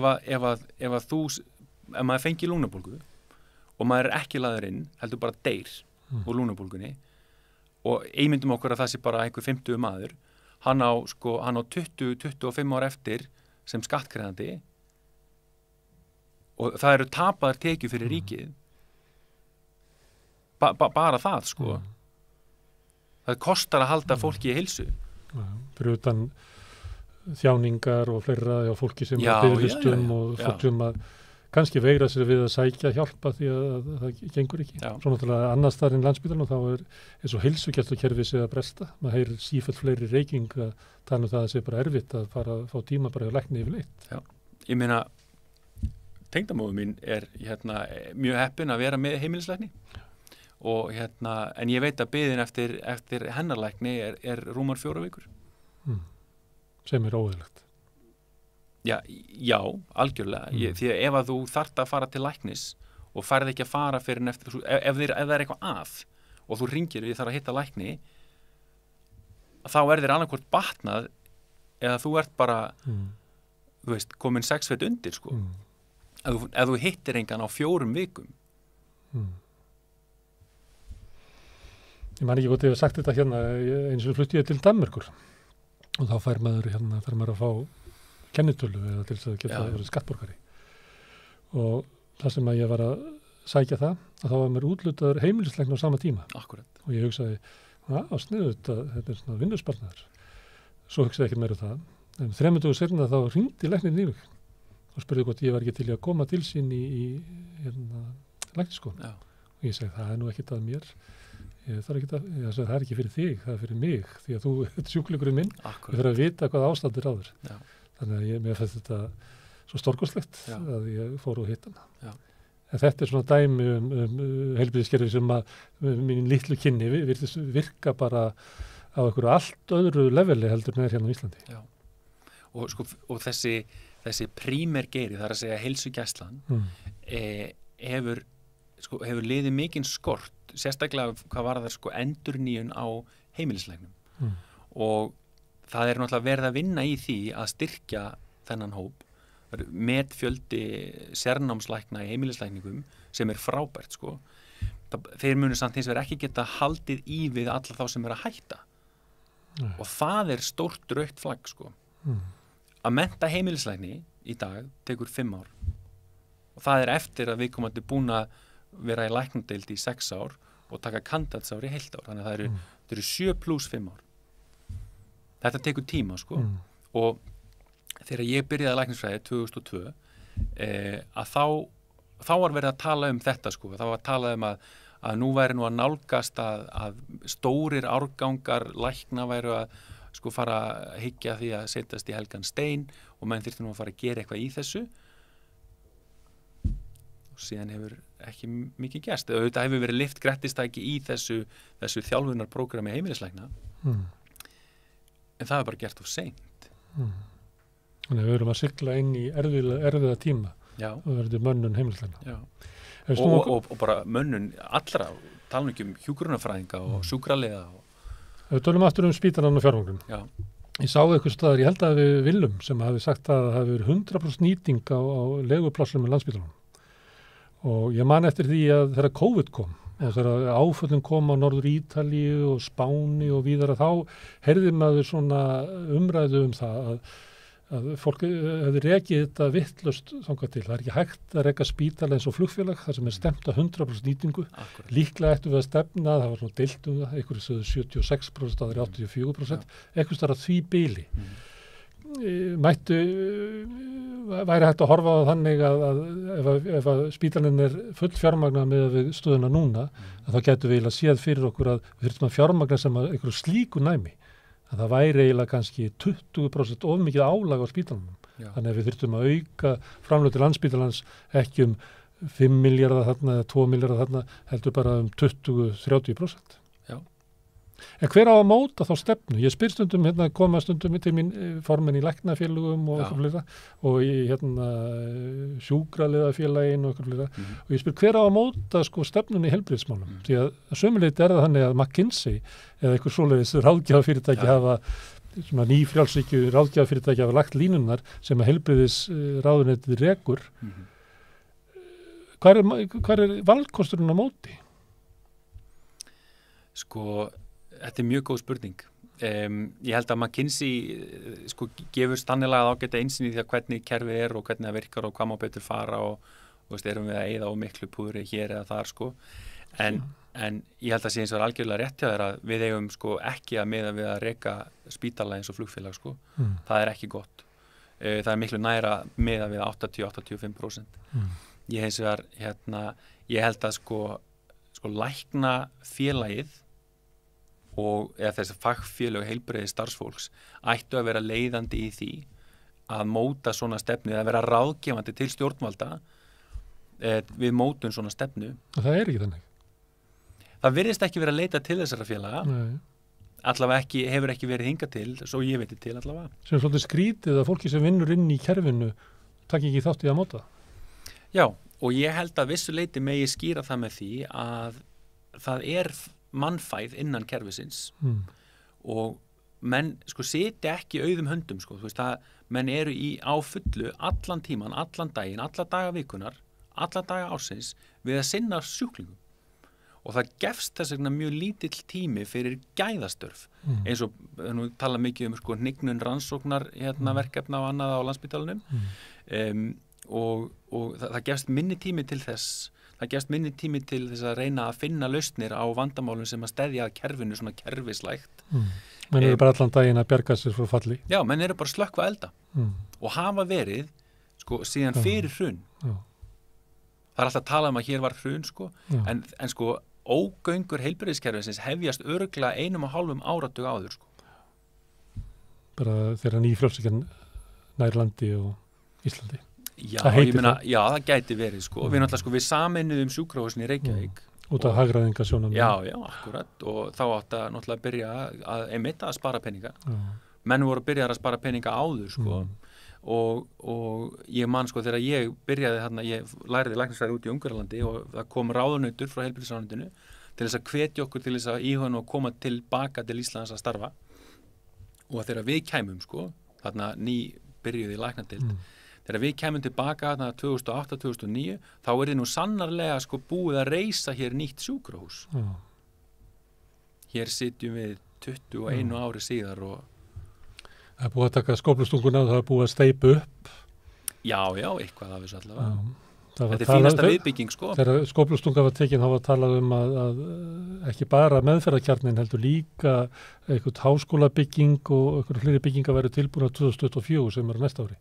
Nú er talað að meðferðarkjarni verði mögulega tilbúin 2028 en það er verið að búast við að vera kannski 2030. Já. Þannig þetta er seinkun upp á ansi mörg ár. Já. Hvað heldur að valda þessu? Nú er það verið að gera það svona kannanir meðal almennings og fólk setur heilbrigðismál alltaf efst. Já. Það er eiginlega fyrsta verkefni ríkisvaldsins er að byggja hér upp gott heilbrigðiskerfi. Hvað veldur því að það er ekki gert? Ég veit það ekki. Heilbrigðisþjónusta er dýr og íslenskir stjórnmálamenn eru mjög feimnir við að eyða miklum peningum og ég gerir mér alveg grein fyrir því að við erum að eyða langt yfir 200 milljarða í heilbrigðisþjónusta hverju ári. Við ættum hins vegar að vera að eyða svona 40% meira. Og ef þú spyrir almenning, þá myndi almenningu segja já. Já, og það er bara eitthvað sem þarf þá að gera. Ég held að það séu allir sammála það. Þá þarf að ákveða hvernig ætlum við að skattleggja til þess að gera þessu. Já. Og þar strandar málið. Já. En ég held að strandi líka sko á því að menn sko, það virðist vera að menn séu hræddir við að skattleggja auðlindir þjóðarinnar til að mynda fiskinn og við veiðum hérna ofgnóta fiski sko og það tala allir að sko ef það eru lögð á hérna veiðigjöld að þá bara leggist hér sjávarútvegur af. Já, við kannumst við varnir þeirra. Já, og ég meina það... En þetta svona, þú út að ég að segja að þetta er svona djúpstætt pólitískt mál sem að við ættum að fara að ráða við að tala um. Já, og sko heilbrigðismál eiga ekki að vera pólitísk. Það eru allir sammála það að ef þú ert lasin eða þú slasast, þá áttu að geta farið á sjúkrahús og fengið bót meinaðina. Þetta er bara svona grundvallar mannréttindi og ég er ekki að segja að við gerum það ekki í dag sko. Við reynum okkar allra besta að sinna veiku fólki og ef þú kemur og ert mjög lasin inn á bráðamóttöku þá færðu þjónustu. Hún er bara kannski aðeins lengri en hún gæti verið og það tekur þig aðeins lengri tíma að batna en það ætti að gera. Og við erum bara þreytt starfsfólkið á að veita þjónustu sem við vitum að er ekki eins góð og hún gæti mögulega verið. Maður fer stundum heim með svona óbragð í munni af því að maður veit að þetta gæti verið svo miklu betra. Þú lærið læknisfræði og sérhæfðuð þið í bráðalækningum. Þannig að bráðadeildin í Fossvoginum er vinnustöðin sem þú menntaðir eiginlega til þess að sinna ef þú ætlar að starfa á Íslandi. Já. En þú getur ekki unnið þar. Nei. Er það ekki svona áfall sem er svona næstu í svona persónulegt? Þetta er mjög persónulegt sko og þú veist, ég steig mín fyrstu spor í bráðalækningum á bráðamóttökunni í Fossvogi og mér þykir afskaplega vænt þessa deild og fólki sem vinnur þar. Þú séð á eftir mörgur sem hafa hætt á undan þér, já, er það ekki? Jú, mjög, allt og mörgum. Gríðarlega reyndum hjúkrunarfræðingum sem að kendu mér svona mjög mikilvægar leksjur og gríðarlega reyndum sérfræðilæknum líka. Sem að hætta sömu ástöðu þú að það bara að þú færð ekki að gera hlutina eins og þú ert menntaður til og það sem þú vilt gera. Já. Og hvað er þetta að gera núna? Núna starfa ég með slökkuliðinni í Reykjavík og sjúkraflutningunum þar og neðalínunni og er að vinna svona sem ég gerði reyndar áður en ég hætti á bráðamóttökunni og svo er ég svona bara að líta í kringum mig, sjá svona hvað tækifæri bjóðast. Það er þrátt fyrir allt töluverð uppbygging í bráðastarfsemi svona annar staðar á landinu heldur en í Reykjavík. Ég er svona hægt og rólega uppgöt að heimurinn er ekki bara innan Landspítalans. En myndur þú vilja það að þið hringt í þig og sagt að nú er þetta allt orðið í lagi í Fossvoginu og þú getur komið aftur? Er það sem þú myndir helst vilja? Ég ætla ekki að neita því að það væri æðislegt að hafa tækifæri til þess að vinna á deildinni sem ég byrjaði að vinna á sem að var sko og er í grunninn mjög vel fungerandi sem bráðamóttaka. Við sinnum þessum bráðveiku og slösuðu rætt og vel sem er það sem að bráðamóttaka á að gera. Við hins vegar bara höfum ekki lengur pláss til þess. Ég heyrði að ég tala við fólk sem vinnur þarna og hefur unnið þarna og þau eru að tala svona þessa hægu rörnun og hvernig álagið er og maður er að reyna svona átta sig á þessu hver hættan getur við verið komin okkur svona stað. Stundum er svona það sem hún er búin að eyða út úr starfseminni þannig að hún getur ekki bætt sig. Já. Og þegar fólk er að tala og reyna að lýsa sko ástandinu þá segja margir að það var rosalegt áfall að missa hann ekkert. Já. Og taka það sem svona dæmi að kannski séu bara komin á punktur no return þegar getur ekki haldið ekkert í vinnu. Ég held að hvorki bráðamóttökan í Landspítalinn stendur og fellur með einu manni. Ég held að En þetta líka því þetta sko teymi og lið að þá tengist fólk og það, þegar þú missir vonina, það hefur áhrif á aðra, það þannig. Já, og sko, bráðalækningar eru mjög sérstakar innan, allavega ég sé að þannig innan læknisfræðinnar að þetta byggist alveg upp á alveg gríðarlega mikill í teymisvinnu. Ég get ekkert gert nema að ég sé með sko góðan hjúkrunarfræðing og sjúkraleið og annað heilbrigðisstarfsfólk með mér, að ég get ekki gert allt þetta einn. Og þetta byggist á því og maður tengist svona fjölskylduböndum innan deildarinnar. Þetta er fólk sem maður þekkir vel og hefur unnið með lengi og það sama átti við það sem ég var í sérnámi út í Nýja-Sjálandi, það var alltaf að tala sko bráðamóttöku fjölskylduna sko og maður tengist svona sérstökum böndum, þannig að ég skil alveg að það að ég sé hættur hafi verið mikið áfall. Það var mér mikið áfall að missa sko kollega mína sem ég hef unnið með sko bara og hef litið upp til síðan ég var bara barn sem læknir sko þegar ég var að stíga mín fyrstu skref. Og það er að hætta vegna þess að missa trúna á starfinu? Ég bæði vegna, ekki kannski missa trúna á starfinu heldur. Nei, þú veist á þessari heild eða já, að það bara, að það getur ekki sinnt starfinu eins og það vill. Eitt af því að þetta tengist niðurskurði og sá sem að tekur ákvörðun niðurskurðin, hann er ekki við sjúkrabeðið. Þú lendir svolítið í því að vera andlitið á þeim sem að neitar sjúklingnum þá þjónustu sem að hann á rétt á skilið. Já. Þannig að þú ert handbendi fjárveitingavaldsins. Það má kannski segja það að vissu leyti, sko. Kennarar og skólastjórar þarf oft þetta. Já. Að þeir eru eiginlega orðnir svona framkvæmdar aðilinn í því að brjóta niður kerfi sem við vinna í. Já. Og það er mjög sárt að reyna að útskýra fyrir aðstandendum bráðveiksfólk sem þarf að leggjast inn á sjúkrahús að það geti ekki verið annar staðar en á ganginum sem er algjörlega ófullnægjandi. Alveg eins og ég held að það sé sko óþolandi fyrir kollega mína sem eru skurðlæknar, hvernig svo sem skurðlæknar það eru, hvort það eru hjartaskurðlæknar eða kviðarhólsskurðlæknar, þetta er fólk sem er að skera krabbamein úr fólki, er að setja nýjar sko lokur og kransaðar í fólk. Þetta eru lífsbjargandi aðgerðir og þessir kollega mínir sitja einmitt við sjúkrabeðin og segja því miður þá get ég ekki bjargað þér í dag vegna þess að það er allt fullt. Og það kemur aftur inn á þessi sko 80% að þegar við lendum í svona faraldri eins og við erum núna af einhverjum veirusýkingum sem er algjörlega fyrirsjáanlegur. Ég ætla ekki að halda því fram að COVID hafi verið fyrirsjáanlegt sko, en svona árstíðabundnir faraldrar Við verðum að skilja rými eftir fyrir þá inn í kerfinu. Nákvæmlega. Annars getur við stemt lífi fólks í ettu. Hárrétt, alveg eins og sko þegar að velta hér rútur með, þú veist, 30-40 manns upp á einhverju heiði, ég síp kveljur í hvert skipti sem ég heyri þetta.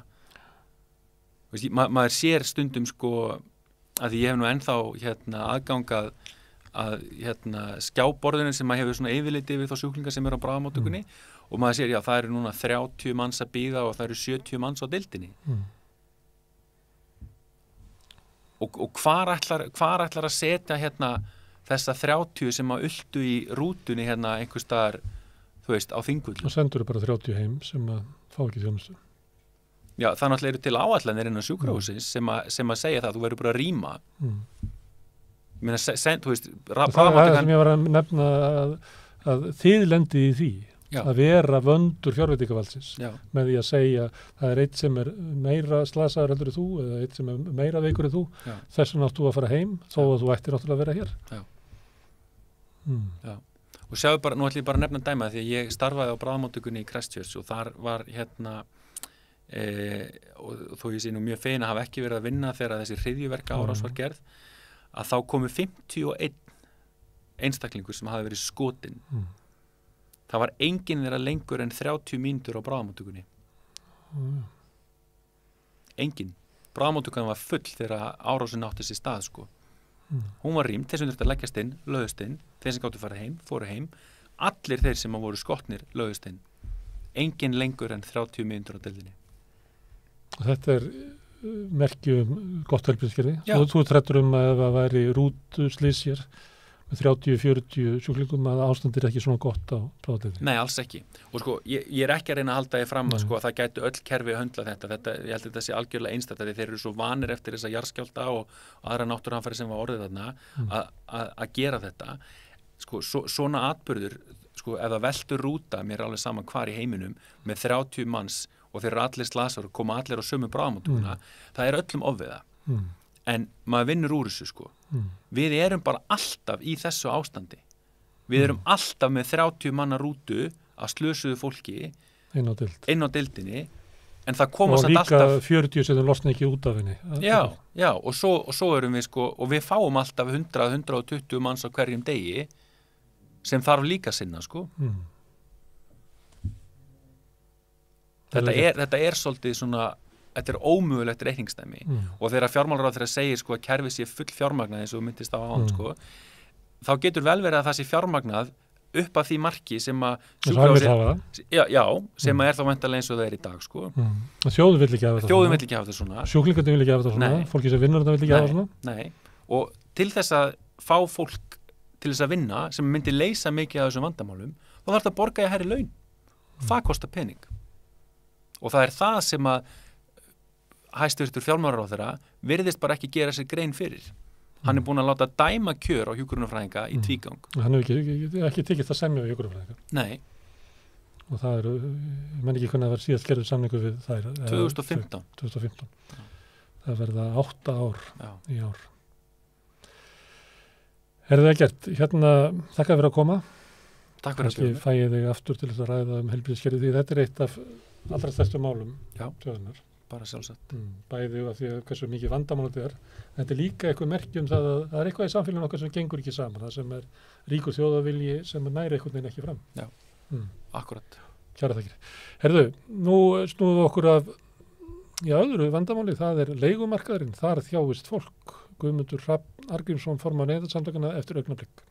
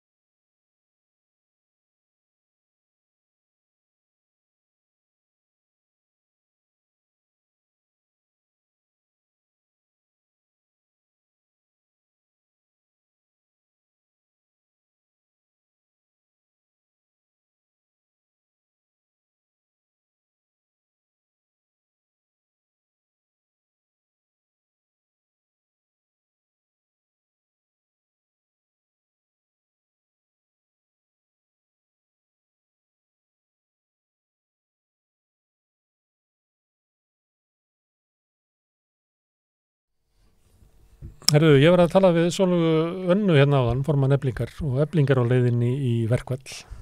Guðmundur Hrafn Arngrímsson formaður Leigjendasamtakanna er hérna. Velkomin. Takk fyrir. Herðu, það eru leigjendur farið í verkfall. Heim. Já, og bara fara mjög oft í verkfall. Það er svona greiðsluverkfall og hætta að borga húsaleigu. Og núna eru námsmenn í Manchester, við háskólanum í Manchester, konur í greiðsluverkfall í annað skipti á 2 árum. Já, þú segir það, ég minnir að ég hef lesið þetta verkfall og séð líka myndir af aðgerðunum. Já, þeir náðu árangri síðast. Já, mjög miklum árangri. Og fóru bara strax aftur. Fengu 30% lækkun á húsaleigunni það ár og fengur henni kostnaðarniðurfellingu sem svarar til 4 milljóna punda, 700 milljónir íslenskar, bara fyrir það ár. Og nú eru konur aftur á stað vegna þess að húsaleigur hefur hækkað mikið og komin yfir á mörgu leyti yfir framfærslu teknaðara sem eru námslán. Þetta bara staðan í Íslandi, ekki því að það Já, en það talað um að oft eru námsmenn að borga 70, 80 til 90% af námslánunum sínum í húsaleigu og það þykir bara óásættanlegt og þeir eru konur í verkfall núna og krefjast þess að 40% af öllu stúdendaíbúðum í Manchester séu undir viðmiðum samtaka námsmanna í Englandi. Það undir þessum viðmiðum sem kalla viðræðanlegt húsnæði sem 50% af námslánunum. Þannig að þetta eru kröfurnar og svo eru kröfurnar 30% lækkun á húsaleigu og það eru núna, þetta bara nýkomið á stað, þetta bara eitthvað sem að gerast núna og það eru 100 námsmanna búin að skrá sig í þetta hjá þeim. Þetta svipað og að námsmenn við Háskóla Íslands færu í verkfall gagnvart Félagsstofnun stúdenta. Já, bara nákvæmlega eins. Nú, ég veit ekki nákvæmlega hvernig eignarhaldið á þessum stúdendaíbúðum í Manchester en það minnst að kosti forsvarsmaður skólans sem tekin í viðtöl í breskum miðlum. Sem samningsaðilinn. Já, sem minnst að kosti að tala við hana. Ég gerir þá ráð fyrir því að skólarnir reki þessar íbúðareiningar bara í gegnum sína samstæður. Ég gerir fastlega ráð fyrir því. Nú, skólarnir segjast vera að gera eins vel fyrir nemendur eins og hægt en leiga hefur bara hækkað. Hún hefur hækkað allt upp yfir 6%, frá 1,5 upp í 6% á undanfarið ár og þetta þykir námsmönnum í Manchester bara vera allt og mikið og krefist 30% lækkun á húsaleigu. Þeim tókst þetta síðast og ég ekki vafið með að þetta takist þeim aftur. Einhvern tímann skoða ég verð á Félagsstofnun stúdenta kom mér, heitir ekki Félagsstofnun, jú, heitir Félagsstofnun stúdenta, kom mér óvart hvað það var hátt. Þetta er mjög hátt og ég fór yfir það mitt á fundi með borgarstjóra nýlega þar sem hann talaði þessar félagslegu reknu íbúður á höfuðborgarsvæðinu og nefnir þar oft Félagsstofnun stúdenta. Nú Félagsstofnun stúdenta, ég hef nú reiknað þetta saman á þeim tíma sem við höfum aðgang að versi á húsalegu sem við höfum ekki í dag, að þá kom það bara í ljós að nýlegar íbúðir í sama stærðarflokki eins og bara námsmannagarðarnir í Vatnsmýrinni, þetta 40-65 íbúður, nýlegar íbúður miðsvæðis í borginni voru það byrjum 20% lægri. Það er Félagsstofnun stúdenta með húsalegu sem mikið hærri heldur en markaðslega. Það er markaðslegan eins og hún mældist á versi á húsalegu. Við vitum náttúrulega að hún ekki fullkomin vegna þess að vantar náttúrulega töluvert af samningum að inn en minnst að kosti gefur þetta okkur viðmið hvernig markaðsverðir þróast. Ætti allavega að gefa hugmyndum leiguverð sem að fólk með svona lægri millitekjur og þar fyrir neðan að leigja. Þess að það fólki sem hefur hagað því að þinglýsa samningunum til þess að fá húsaleigubætur. Það eru dæmi fólk sem er tekjuherra og veit að fær ekkert húsaleigubætur hvort sem ekki að ganga eftir því að þinglýsa samningunum. Og það líklega hlutfallslega að borga herra verð heldur hinnir. Já, enda hefur komið í ljós að 51% heflega af leigjendum sækja ekki einu svona húsaleigubætur. Það kom bara fram í síðustu lífskjararannsókn Hagstofunnar. Þannig að líklega meðaleiga hærri heldur en það eru upplýsingar sem að þjóðskrá birti. Já, og eru bak við vísitöluna. Já, og Húsnæðis- og mannvirkjastofnun tók yfir og hætti að birta. Já, ég var nú bara síðast í símanum í morgun að tala við það hjá Húsnæðis- og mannvirkjastofnun. Hvernig rökstuðu þetta að hætta að birta? Það engin rökstuðningur við það, heldur segja að það sé einhver böggur hafi komið í ljós einhver villa eftir að þetta reyndar var uppi í mánuð eftir að þetta var flutt. Þetta var flutt þetta 22. nóvember milli jól og nýjárs erum við að vinna með þetta og þá var þetta uppi reyndar gegnum einhver hlekk í gegnum þjóðskráð. Ég held að þetta hafi verið bara gamla reiknivilin. Já, en það er eins og búið að taka á 2 mánuði að lagfara einhverja villu í hugbúnaði sem að virkaði vel.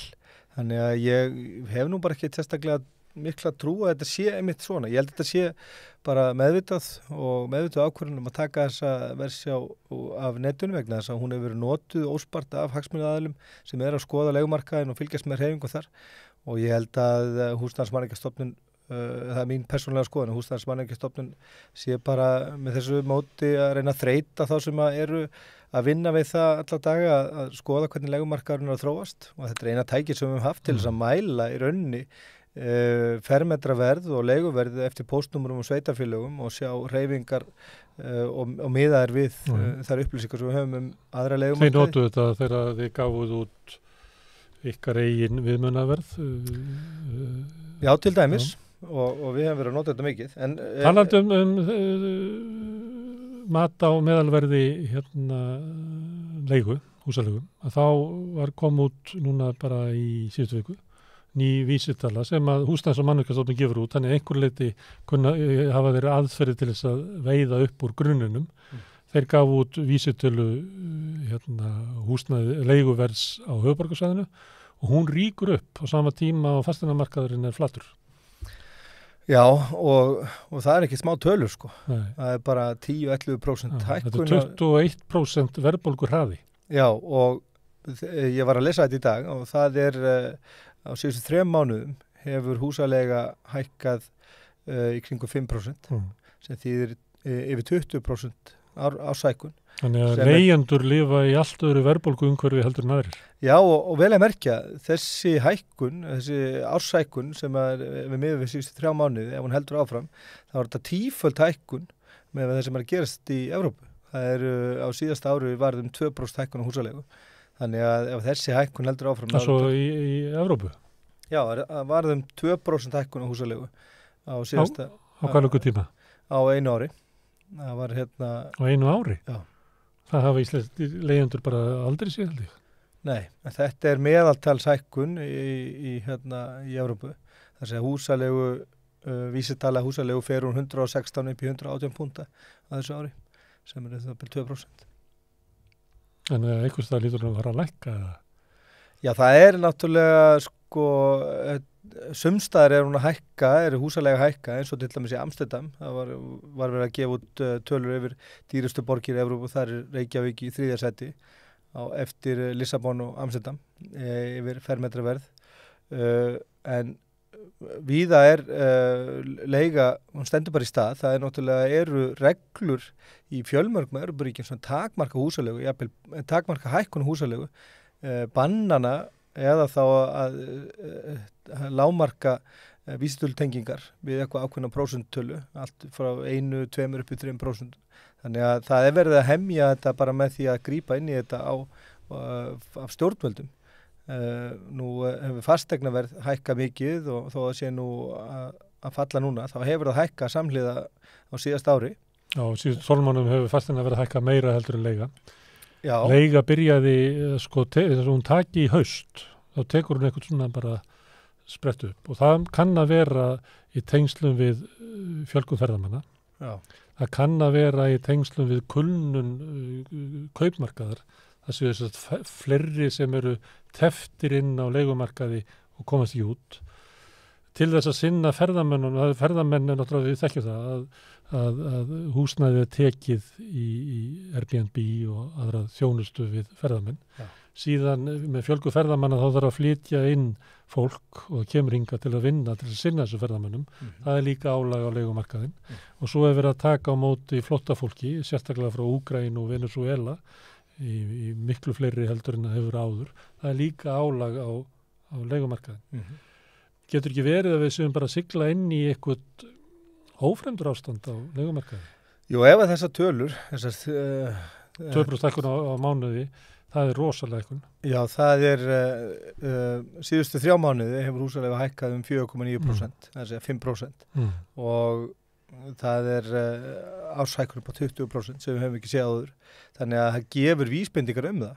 Og hann var hérna hjá mér í síðustu viku Már Wolfgang Mixa og talaði þessa snjóhengju sem að svona flestir svona viðskiptafræðingar tala að sé yfirvofandi á leigumarkaðnum, þar sé miklar hækkanir út af því að leiguverð hafi ekki hækkað með sama hraði og áður í gegnum COVID og þar leiðandi séu að mati leigusala innistæða fyrir miklum hækkunum vegna þess að samfylgni á milli húsaleigu og kaupverðs það dró á milli á þessum tíma reyndar hafði hún verið óeðlilega mikið segðu mér ykkur að þú skoðar húsnæðismarkaðinn út alla Evrópu er það þannig að ef að fasteignaverð hækkar svona mikið þá heldur leiga það alls ekki skoða bara línurit frá Eurostat þar sem þeir ná aftur til 2009 sem sýnar hreyfingarnar á fasteignamarkaðnum bæði varðandi húsaleigu og svo kaupverð og það hreyfast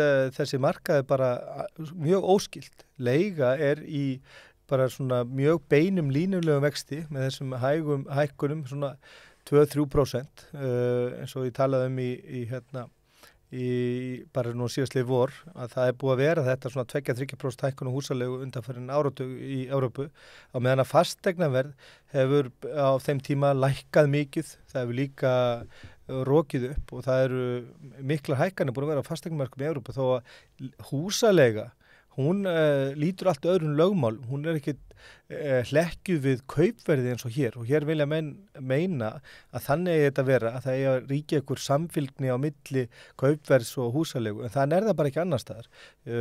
Ég dró saman tímabil fyrir COVID þar sem að samfylgnin hafi verið upp undir 84%, þar sem það var hækkun á húsalegu var 84% af hækkun á húsnæðismarkaði, meðan að samfylgnin, ef það eitthvað samfylgni meðaltali í Evrópu þá var þetta í kringum 30%, þar sem 30% af hækkun á fasteignaverði skilaði sér út í hækkun á húsalegu.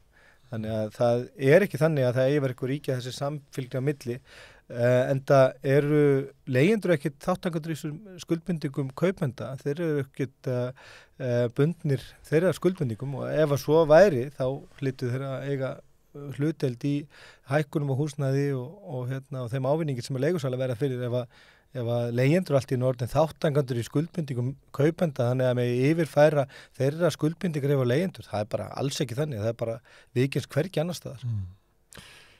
Það voru mikla fréttir að fasteignaverð væri hætt að hækka. Kannastu við mikla fréttir það að leiguverð hafi rókið upp? Já, leiga bara að rjúka upp. Kannastu við fréttaflutning af því? Nei, eða er Seðlabankinn eða einhver að reyna að greina það? Er félagsmálaráðuneytið að reyna að greina þetta? Nei, er húsnæðismálaráðherra að reyna að finna leiðir til þess að hefta eitthvað af þessu? Nei. Það bara þannig að svona undanfarna 2 mánuði þá hefur, svona frá eftir að lognaðist kannski út af umræðinum hækkanir ölmu, þá hefur hafa stjórnvöld eða bara ekkert ávarpað ástandi á leigumarkaðnum eða leigjendur. Það verið að vinna væntanlega í einhverjum málum inn í stofnunum og ráðuneytunum og við bara heyrum bara ekkert af því. Nú það virðist vera bara eitthvað allt annað sem hefur hugað þeirra núna. Ég kann ekki skýra það af hverju þetta ekki meira í umræðinu og ekki meira svona frumkvæði þeirra sem að... Ekki einu sinni þátturinn ég nefndi hann Airbnb. Nú er oft talað það, hefta það eitthvað. Já, nú, það ákall í rauninni hjá mörgum þjóðum og sérstaklega náttúrulega þessu stóru borgum að takmarka þetta ennþá frekar og það liggja fyrir Evrópuþinginu eða hjá Evrópusambandinu réttar sagt tillögur að takmarka Airbnb eða skammtíma leigu í þessu stóru borgum að einhverju leyti og líka auðvelda borgunum að vera með eftirlit með þessu. Nú hafa til dæmis Barcelona þeir tóku upp á sitt eigið einsdæmi að vera bara með sitt eigið eftirlit með skammtímaleigumarkaðnum vegna þau settu reglur skammtímaleigumarkaðin fyrir nokkrum árum síðan og þá fjölgaði mikið svona ólöglegum skráningum. Þeir settu saman 35 manna eftirlitsteymi sem að fer yfir þessar skráningar bara á hverjum einasta degi og þeim hefur náð að fækka þessum skráningum úr 6.000 niður í 500, þess að 92% eða svo.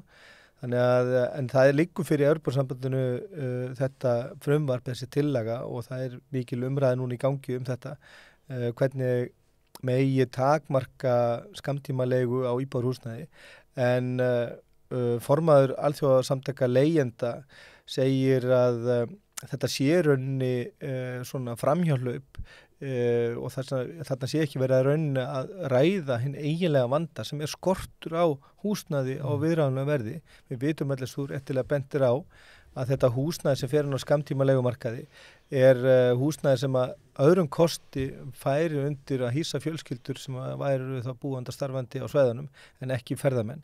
En svo líka þetta stóra svona það sem að bæði sveitafélögin og ríkin sækjast eftir að þetta skila miklu skattpenningum. Airbnb borgaði nú bara $600 milljónir til borga í Evrópu á síðasta ári og þannig að við vitum ekki hvað upp og niður í þessu, hvort að borgirnar og yfirvöldin vilja þetta í alvöru eða hvort að þau raunni sjáu þetta sem einhvers konar lausn á eigin vanda.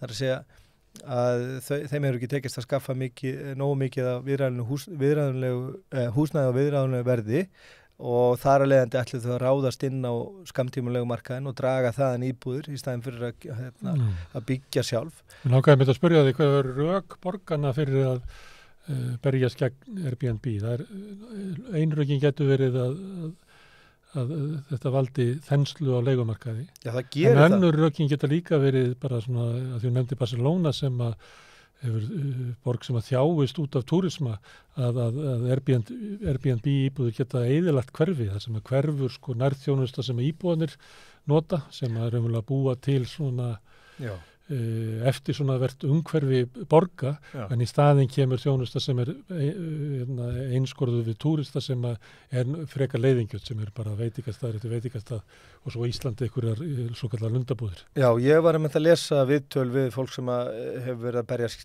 svona á þessu vettvangi bæði í Amsterdam og í Lissabon og þeir talaði um þetta akkurat þetta að íbúar þessara hverfa, þessara svæða, þeir flytjast á brott og það svona dregur úr félagstengingum innan þessara hverfa þegar fólk hverfur á brott og svo hefur þetta líka áhrif á bæði húsalegu og fasteignaverð. Þeir gátu rekið 7% af hækkun húsalegunar í Barcelona bara til þessara Airbnb íbúða og 17% af hækkun fasteignaverðs. Þannig að þetta hefur klárlega neikvæð áhrif á samfélagið. Það eru 9.500, gott bara það komið fram vegna þess að borgir eru að kljást við þetta sem þeir sjá sem risastórt vandamál fyrir sig. Það eru 9.500 íbúður á skammtímaleigumarkaði í Barcelona sem svara til þess að væri 700 íbúður hérna í Reykjavík, en þar eru 1600. Og ég veit nú ekki nákvæmlega hvernig talan í Amsterdam en ég fór yfir þetta fyrir ekki svo lengur síðan og þá kom í ljós að Reykjavík með lang hæsta hlutfall í allri Evrópu af íbúðum á skammtímaleigumarkaði og við ræddum þetta með við borgarstjóran hvað væri hægt að gera í þessu. Hann segir að eftirlitshlutverkið sé hjá sýslumanni en sveitarfélögin hafi barist fyrir því að eftirlitshlutverkið ætti að vera hjá sveitarfélögunum sem ég sammála honum með því. Þetta er sveitarfélögin að hafa eftirlits með þessu sjálf. Nú það eru alls konar hugmyndur að takmarka þetta enn frekar en þetta náttúrulega kemur heldur ekki í staðinn fyrir að sveitarfélögin og borgirnar og þá er ég náttúrulega helst að vísa til Reykjavík og sveitarfélagi hérna á höfuðborgarsvæðinu að þau girði sig í brók og byggi húsnæði fyrir fólk þannig að þetta auki ekki enn meira álagið á húsnæðismarkaðin að leyfa hérna óhefta starfsemi á skammtímalegum markaði. Það ætti bara alls ekki að vera þannig. Herðu, þannig að þú skoðar húsnæðismarkaði víðan heim og það er oft gott til þess að svona fá sjónarhorn á stöðun á Íslandi. Og þú ekki til á Spáni, þar var verið er ekki húsnæðisfrumvarp í gangi þar? Jú, ég Hvað er það öðruvísi, hafa ekki tekið upp stefnu íslenskra stjórnvalda í húsnæðismálum? Já, það sem ég held sem mikil eftirspurn erlendis eftir. Eins og við kvótakerfið allar höfundarefni allra þjóða íslenski húsnæðismarkaðurinn, það er ekki svo? Ég rakst á þetta, ég var úti núna jólin, það var mikil umfjöllun þetta nýja húsnæðisfrumvarp sem mætir endar mikilli andstöðu PP, Partido Popular sem svona sjálfstæðisflokkurinn. Já, þetta arftæki fasistaflokks Francisco Franco sem hétt Alliance Popular. Þeir andmæla þessu mikið og nota til svona rökum að þetta séu það komið fram nýtt húsnæðisfrumvarp og það var mikil umræða það og andmæli PP eru á þeim nótunum að þarna sé með þessu frumvarpi verið að skerða eignaréttinn og viðskiptafrelsi. Þetta nákvæmlega sama orðræði við mætum hérna að öll inngripi eða aðgerðu á húsnæðismarkaði frá stjórnvöldum séu einhvers konar árás á eignaréttinn og viðskiptafrelsi. Þannig að þarna eru þeir alveg sammála skoðanabræðunum sínum arftökum Frankos. Nú þetta frumvarp búið að vera í vinnslu frá því síðastliðið vor og þetta er frumvarp sem kemur frá sósíalistaflokknum, frá Pedro Sánchez og þau tryggðu sér núna meiri hluta fyrir þessu frumvarpi núna rétt fyrir jól. Vonuðust til þess samkvæmt viðtölum sem ég hef lesið að þetta næði gegnum þingi núna fyrir áramót, það náðist ekki en þetta er víst fyrsta máli sem er svona dagskrá eftir jólafríum á þeim. Nú þetta er umfangsmikið frumvarp en er líka svona eins og maður myndi segja svona time specific eða svona þetta tekur á vandamálum samtímans. Þetta er ekki bara þetta er ekki stórt. Ekki bara framtíðarmúsík. Þetta er ekki framtíðarmúsík heldur þarna verða að tækla þau vandamál sem að spænsk samfélag á við að etja. Og þarna til dæmis talað að auka fjárfestingar í félagslegu húsnæði, eða svona almennum íbúðum eða félagslegar reknar íbúður á almennum markaði. Þarna á að setja mikið púður í það og setja kröfur að allar nýjar byggingar að það séu 30% af öllum íbúðum í nýbyggingum séu fari á félagslega rekin almenna leigumarkað. Ekki óhagnaðardrifin félög eins og í Reykjavík 25%? Nei, það er talað að 30% af þessum íbúðum verði svokallar almenna íbúðir og 15% þeirra fari svo í félagslega leigu í gegnum sveitafélagin. Þannig að þessi almenna íbúðir 15% verði þá eins og félagsbústaðir? Já, og svo 15% er óhagnaðardrifið eins og félagsstofnun stúdenta eða? Já, eða kannski bjarg miklu frekar. Og svo fari hitt í gegnum sveitafélagi til þeirra sem þurfa á því að halda. Hérna eru hlutvöllin 25% í heldina og það er að 5% til félagsbústaða. Já, og við erum náttúrulega með agnarsmáan félagslegan markað þannig að við ættum að halda áfram á þessu tempói og þá líða nokkri mannsaldrar þangað til við erum bara að ná upp í það hlutfall sem að svona flestar Evrópuþjóðir eru með. Þannig að þetta er ekkert í alvörunni. Þetta er eiginlega metnaðarlausasta markmið í húsnæðismálum sem að þekkist. Já, þetta er ekkert í alvörunni.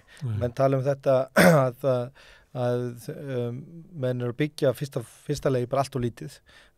Framleiði byggingarinn eða húsbyggingarinn á Íslandi hefur dregið saman tæplega 40% sem tekið með af fólksfjölgun á síðustum 12 árum og ætla sér svo að setja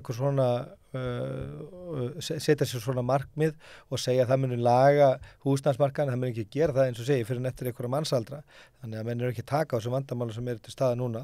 Nú á Spáni settu lög við tölum þar svolítið mikið hérna síðastu vetur að Katalónia sem er svona sjálfstjórnar hér á Spáni settur sér leiguþak og viðmiðunarverð fyrir húsalegu og lögfestu það bara með héraðsþinginu sínu fyrir 3 árum síðan, tæpið 2,5 árum síðan. Nú það var kært af einmitt fyrirnefndu flokki Partido Popular og þar sem þið vildu meina Sýstu flokki Sjálfstæðisflokksins. Já, sýstu flokki Sjálfstæðisflokksins. Þeir kærðu þessa löggjöf Katalóna til stjórnadómstól Spánar sem tók undir þeirra sjónarmið og vildu meina það að sjálfstjórnar héruðum samkvæmt núverandi lögum hefðu ekki heimildir til að leggja svona íþengjandi löggjöf húsnæðismarkaðinn í sínum héruðum. En þetta nýja frumvarp og sem að verði vantilega lögum núna í janúar að það heimilar þetta. Það er að heimilar héruðum, borgum og jafnvel sveitafélögum að skilgreina allt niður í bara póstnúmera hverfi sem markaðir, húsnæðismarkaðir þar sem eru undir álagi og það gefur sveitastjórnum og héraðsyfirvöldum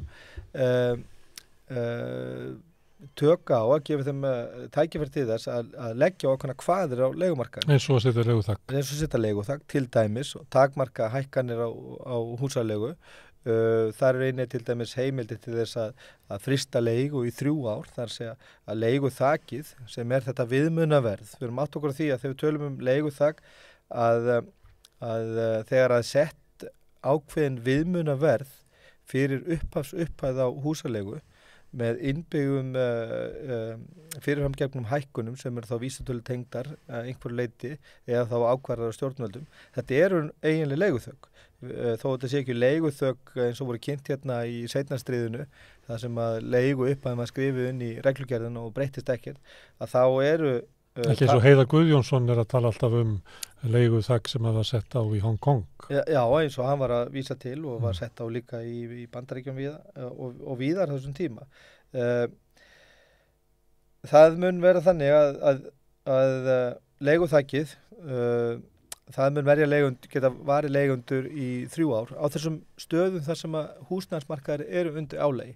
Við erum alltaf að átta okkur á því að þegar við erum með svona inngrip eða svona aðgerðir, þá taka þeir ástandi. Það eru húsaleigan komið langt umfram bara greiðslu getu leigjandana. Já, þetta er raunni viðbragð við ykkur ástandi. Þetta er ekkert eitthvað svona sérstakt hugðarefni stjórnmálamanna held ég að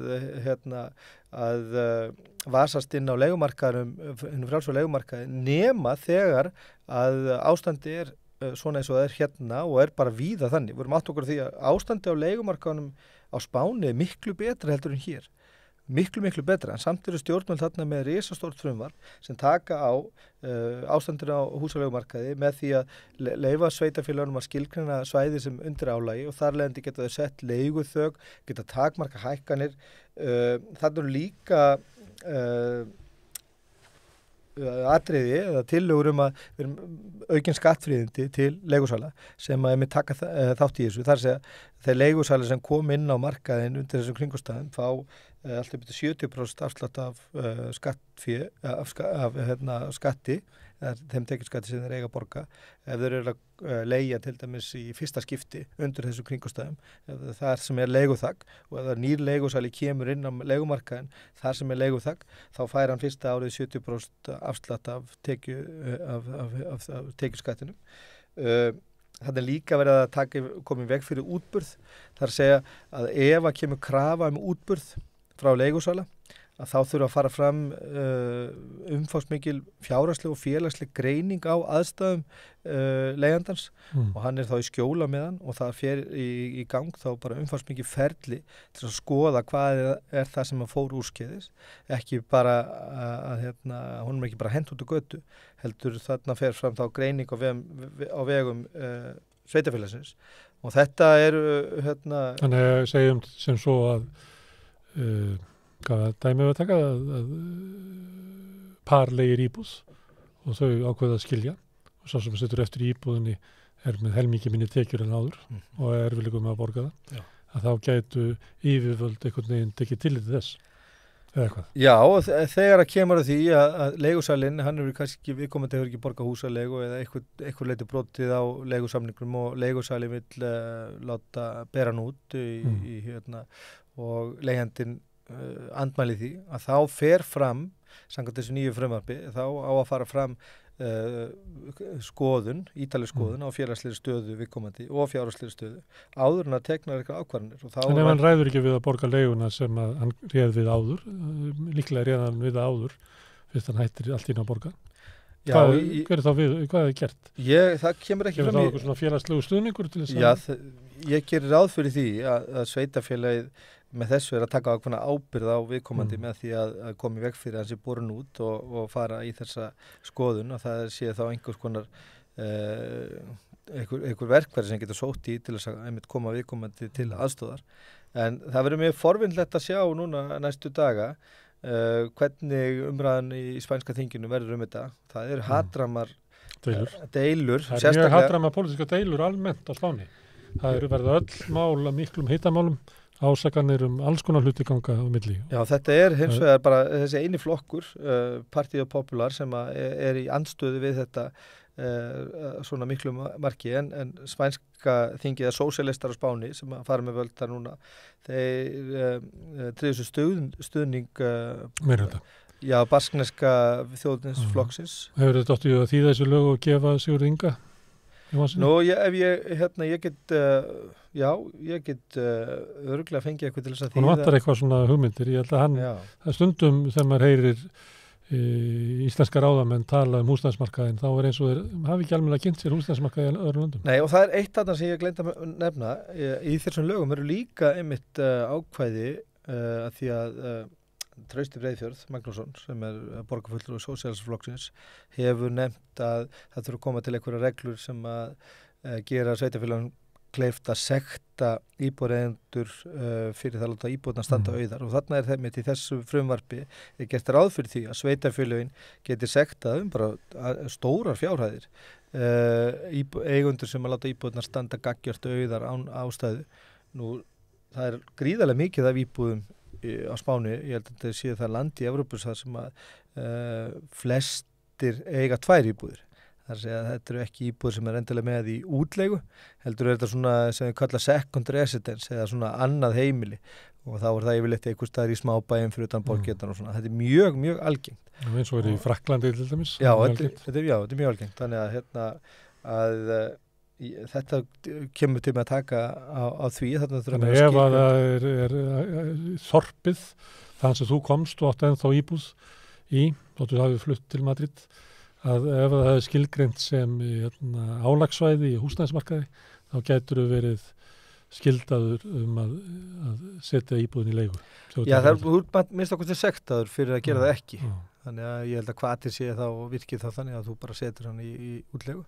Þetta sé bara þannig, sko. Ég ætla nú ekki að ráðstafa þínu tíma, mér finnst þú að þýða þessi lög og gefa Sigurði Inga. Já, en það er eitt sem ég langar aðeins að... Viðbót, ertu ekki með þátt þetta morgun? Jó, en það er eitt sem ég langar aðeins að ég er búin að vera að rýna í nýja skýrslu frá OECD ójöfnuð á húsnæðismarkaði, og þar kemur mjög berlega í ljós og það er sagt með þess að í einni málsgrein í skýrslunni að það sé mikill ójöfnuður á húsnæðismarkaði og tiltekin að eitthvað 4-5 lönd og Ísland meðal þeirra.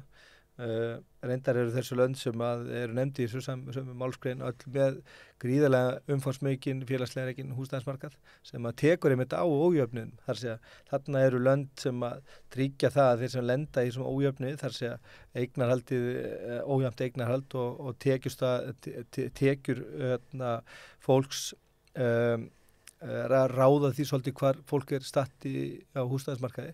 Þar er félagslega rekinn húsnæðismarkaður. Ég kannski fer betur yfir þessa skýrslu einmitt í þættinu á morgun, þar sem að við förum aðeins yfir bæði, þarna eru miklar góða greiningar á tekjuhópunum og eignastöðu þeirra á leigumarkaði allt frá árið 2010. Það reyndar eitt sem er mjög merkilegt, að Ísland hefur ekki skilað tölum til OECD sem gerir reynda mjög heiðarlega greiningar.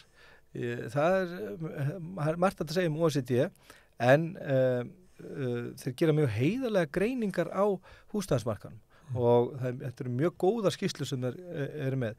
En nýjastu tölurnar frá Íslandi eru frá 2018, þar að segja þá fyrir árið 2017 og það er ekkert land sem er með svona gamla tölur og Húsnæðis- og mannvirkjastofnun er svolítið vanþróuð, þannig að hún næri ekki að skila. Já, ég hringdi í OECD á föstudaginn og spurði að þessu og þessi fyrirspurn liggur þar inni af hvernig stendur á þessu að Íslendingar halda tilbaka núna á 7. ári upplýsingum húsnæðismarkaði vegna þess að þeir veita upplýsingar um aðra hagtölur en ekki húsnæðismarkaðin. Og ég bara leikur forvitni að vita af hverju þeir vil ekki ljóstra upp um stöðu lágtekjuhópa til dæmis á íslenskum húsnæðismarkaði. Þú ætlar að fjalla um þetta betur í þættinu þínum sem verður sendur út á morgun. Já. Takk fyrir í kvöld, Guðmundur Hrafn. Hvernig fólk til þess að fylgjast með leigjendunum, honum verður útvarpað hér á Samstöðinni, bæði á Facebook og YouTube að loknu rauðaborðinu á morgun á þriðjudegi eins og vanalegt er. Við höfum nú verið fjalla ófremdar ástand í ýmsum sviðum, verkvöll og bráðadeildin og leigumarkaðurinn. Nú ætlum við að skoða kannski sem við getum hugsað sem lausnir, ekki lausnir á þessum málum. Það er notkun hugvíkandi efna, gagnvart áföllum og sjúkdómum og kannski bara almennt fyrir fólk. Það er Guðmundur Ragnar Guðmundsson hefur notað hugvíkandi efni undanferðin ár og María Pétursdóttir ætlar að taka við og spjalla við hann hugvíkandi efni eftir augnablik.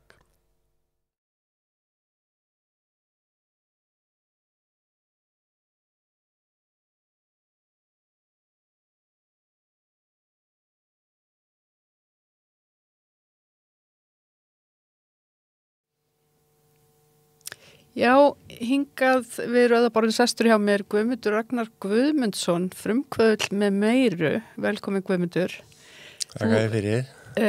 Og ég segi frumkvöðull með meiru því þú ert meðalans einn af, þú komst að stofnun internetsins á Íslandi eða svona koma því svolítið í gang? Já, eða ég var virkur þegar það var að þróast frá því að vera innan háskólastofnana yfir í almennt, yfir í samfélagið, yfir fyrirtæki og einstaklinga. Mjög myrkur í því ferli og predikaði og baði át höndunum hana svolítið tíma til að flýta fyrir og sagði ýmislegt sem var ekki satt en var síðan satt skömmu seinna og eitthvað svona. Spáði fyrir svona ýmislegt. Já, og gaman að segja frá einhverju eins og sá sem að nota internetið dagstaglega hvernig upplifir heiminn og það virkaði að skringilega á fólk sem var ekki búið að kynnast þessu en ég tók þátt í að flýta fyrir þessu þróun og hefur ennþá skoðanir á samfélagsmiðlum og mikla skoðanir.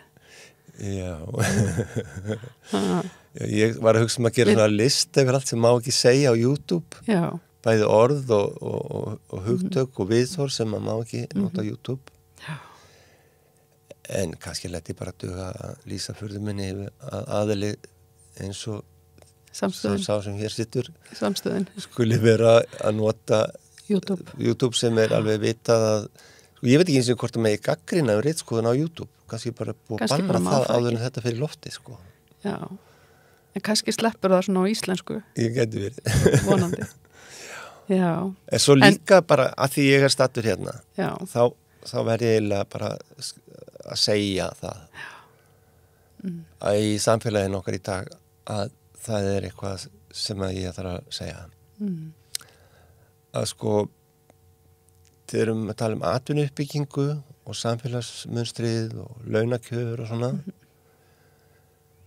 þeir sem í umhverfisbaráttu og fleiri segja að setja spurningamerki við það að veita aðgang að landinu sem nota orðið auðlindir sem leiðilegt orð fólkinu, menningun okkar og öllu og starfsfólki á einhverjum afslætti það skattaafsláttur aðgangur að einhverju sem að þarf að virkja eða skemma fyrir lítið eða borga fólki lítið kaup ég bara skil ekki hvernig þetta selja fólki þá hugmynd að það sé einhvers virði að reka fyrirtæki sem borgar léleg laun ég alveg vissum að kapitalistin getur séð til þess að þau fyrirtæki sem að standa ekki undir sér nema borgar léleg laun þau skólist bara burtu eftir standi fyrirtæki sem geta borga góðu laun þetta það sem að kapitalistin segja svona segir þetta virki þannig að ég bara fyrir ekki það, ég plantaði mér inn í þessa umræðu en bara þetta þarf að koma fram Svolítið eins og flugfélögin núna, lággjaldaflugfélögin endalaust. Já, ef þetta er gert með því að skerða vistkerfið eða skaða menninguna eða borga fólki láglaun, hvað gróð í því? Já, einmitt. Bara svona svo ég eða tímanum ég að tala pólitík. Já, en við ætlum að tala hugvíkandi lyf. Í svona megnin til kannski. Þú ert nú hvað? Þú ert nýkomin frá, eða tiltölulega nýkomin frá Brasilíu. Þú fórst þangað í fyrra? Já, ég var í 5 mánuði, fyrstu 5 mánuði síðasta árs. Já. Í Brasilíu, litlu þorpi á jaðri Amazonskói, eða inn í Amazonskói en samt ekki alveg inn í skóinu. Það var svona staðu þar sem að rafmagn og vegur og drykkjarhaft vatn og hús úr hefluðum spýtum og svona bara svona jaðri menningarinnar en þeirra menning þar og það að kynnast menningu frumbyggjana þarna og ég var að gera það. og þá eitthvað í tengslum við þá að læra eitthvað meira hugvíkandi lyf. Já, reyndar, sko, það sem að sumir, þetta kallaðist konar nöfnum, en sko meðöl, jurtir, sem þú nota, eru við ýmsu og það eru alls konar mismunandi jurtir sem eru notað, það eru bara mikill fjöldi mismunandi jurta sem að finna í skóginum við ýmsu og til dæmis bara draga úr bólgum, losa fasjuna eða losa einhverja þráhyggjuhugsanir eða eitthvað og þá er ekki alltaf að ræða svona hugvíkandi efni eins og ayahuasca sem er notað þar. Það var bara alls ekki eina sem að var verið að gera. Nei. En síðan er sko önnur hlið á því að sko það ástand sem fólk fer í við að taka þessi efni eins og sveppi eða ayahuasca eða eitthvað slíkt, sérstaklega skýrt í samvætti ayahuasca, það er svolítið eins og annar heimur og mín upplifun af ayahuasca er að þetta sé leiðinn í einhvern annan heim og við erum að læra hvað það þýðir, hvers konar heimur það er, eða hvað er á bak við það, eða hvað það er. Og þessi sýn sem við höfum núna á Vesturlöndum, umræðan á Vesturlöndum, litast mjög mikið af notagildi þessar efna til að lækna fólk sem er með sjúkdóma, sem er einhverstað sjúkdómsgreint fólk. Og það er mjög lítið hluti af þessu máli fyrir mér, sko. Já, þetta er ekki bara spurningum lækningu við geðsjúkdómum eða eitthvað svoleiðis eins og Nei, ekki beint nefnilega, nei. Eins og kannski meira vandamál í sambandi við óheilbrigð munstur í fjölskyldum eða tengslaskortur fólk sem er aftengt sjálfu sér og er að haga sér eins vel og það getur en er bara ekki með samsverði hvað er að ske er að gera sitt besta en er bara í einhverjum dóða eða einhverju alls konar hlutir en þetta er meira kannski tengslokkar við hvert annað og umhverfið sem ég er að skoða já, ég er nefnilega lít ekki á sko, þetta er svolítið skrítið, kannski bara hoppa beint inn í það sko, áður en að við förum að ræða þetta, kannski gott að gera sér grein fyrir því að kringum 1970 er Bandaríkjaforseti sem er að halda utan stríð gegn Víetnam og það er réttindabarátta svartra og sem að hefði geta smitast út í réttindabaráttu láglauna fólks eða slíkt eitthvað, almenna mannréttindabaráttu innan samfélagsins og þessi tveir hópar voru svolítið svona fókuspunktur, fólk sem vildi ekki fara í stríð og fólk sem vildi hafa mannréttindi. Kvennabaráttan var ekki þannig heiti punkturinn þarna, sko, í sambandi við ekki sem ég viti til í sambandi við þetta stríð gegn, það kallar war on drugs, sko. En staðreyndin er svo, og það er bara staðfest núna og margar heimildir fyrir því að þessi efni sem voru bönnuð þá voru þau efni sem ákveðna hópar voru að nota, efni sem að svartir voru að nota og efni sem að fólk sem að vera á móti stríðinu og vildi ekki taka þátt í því var að nota og þessi aðferð að gera það sem fólk gerir ólöglegt þannig að megi bara veiðileyfi á fólk sem tilheyrir þessum hópum eftir þetta það mátti bara handtaka hvert sem er sem að var svartur og hörund vegna þess að hann sjálfkrafa hljóta vera tengdur neyslu einhverja efna sem svarta fólk hugvíkandi efna já eða bara eitthvað þú kallar kannabis hugvíkandi efni eða hvað það er sko þannig að þetta var í raun og veru pólitík og snerist ekki almannaheill eða í raunverulega sannleika þess hvort þessu efni væru gagnleg eða hættuleg og núna erum við komin í þá stöðu að það er að sanna sakleysi við þurfum að sanna að þessi efni séu í lagi eins og bara þannig saman til kannabis. Mér finnst kannabis ekki höfða til mín. en hérna ef einhver vil verið þessu ástandi sem ég finnst frekar leiðilegt, sem hún er kannski ekki eins leiðilegt eins og áfengisvíman, en allavega að viðkomandi á að það ekki þurfa að sanna sakleysi sitt ef hann er ekki að trufla mig. Nei.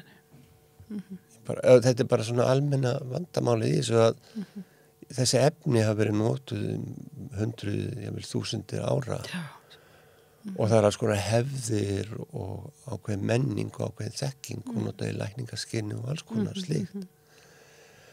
Og núna erum við komin í það stöðu að það er verið að takast að sanna það að þau séu gagnleg. Einhver með greininguna þunglindi eða áfallastreitu eða eitthvað slíkt. Að það er búið að sanna það að þessi efni séu gagnleg. Og það má allt í nota þau núna. En vandinn við þessar rannsóknir er þess að þau eru alltaf eðlisinu þröngar. Það eru valið inn hópur af fólki sem að getur ættaverkin eitt hætta í kringum og þó við vitum ekki endilega í hverju hætta er falin þá er passa að taka engan inn í rannsóknina sem að er með ákveðna geðsjúkdóma sem er svona ótti við að geti orðið verri, já. Og svo er magnið og svo er aðferðin sem er notuð það er rúm og það eru tveir sem sitja í viðkomandi og tekur visslanga tími í svona umhverfi hættan er eins og hefur sýnt sig eins og bara með í sambandi við COVID þegar það var að gefa stera eftir nokkra daga þegar vírusin er gengin í gegn og það er fólk með afleiðingar af þessu að gefa stera þá kom upp deila það og það var rannsókn það sem að gefa lítið af sterum í stuttan tíma sem sýndi að þeir gerðu gagn og þá allt í hennu kemur upp hugmyndin að gefa fólki lítið af sterum í stuttan tíma í stæðan fyrir að leyfa læknum bara ráða því með ástand sjúklingsins hversu mikið sé passlegt og það er náttúrulega ákveðið vandamál með þessa nálgun að þurfa að sanna það ef þú gefur fólki mjög lítið af svona efnum sjaldan undir vissum kringustæðum að það sé hinn eina leið til að nota þau. Og það stangast á við bara, segjum ekki nema kannski 10 ára eða eitthvað svoleiðis hefð eða kannski yngri meðal þeirra sem að hafa kynst ayahuasca. Það er hópar í Íslandi sem hafa kynst til dæmis ayahuasca sem að ákveða að prófa íslenska sveppi, þess að vilta sem vaks í náttúrunni. Þá er þetta ekki lækningaskyni per se og þá er ekki yfirseta, það er ekki sjúklingur sem verið að lækna heldur er bara fólk að fara í gegnum sitt ferli, upplifa sínar upplifunir og oft mjög jákvæðar og alls konar sem er lenda stundum í að upplifa erfiðar tilfinningar en þá situr saman 4-5 upp í kannski 8 manns upp í sveit eitthvað allir með einhverja reynslu og svo kannski búið einhverjum einum eða 2 að koma og prófa þetta í hóp með fólki sem hefur reynslu og einhverjum einum sem hefur ekki reynslu sem er ekki reynslu af þessu og svo er við komandi að fara í gegnum erfiðleika oft kemur bara að fara fólk hlátuskast eða grætur á gleði eða alls konar skemmtileg hluti sem geta gæst en svo er við komandi grátandi og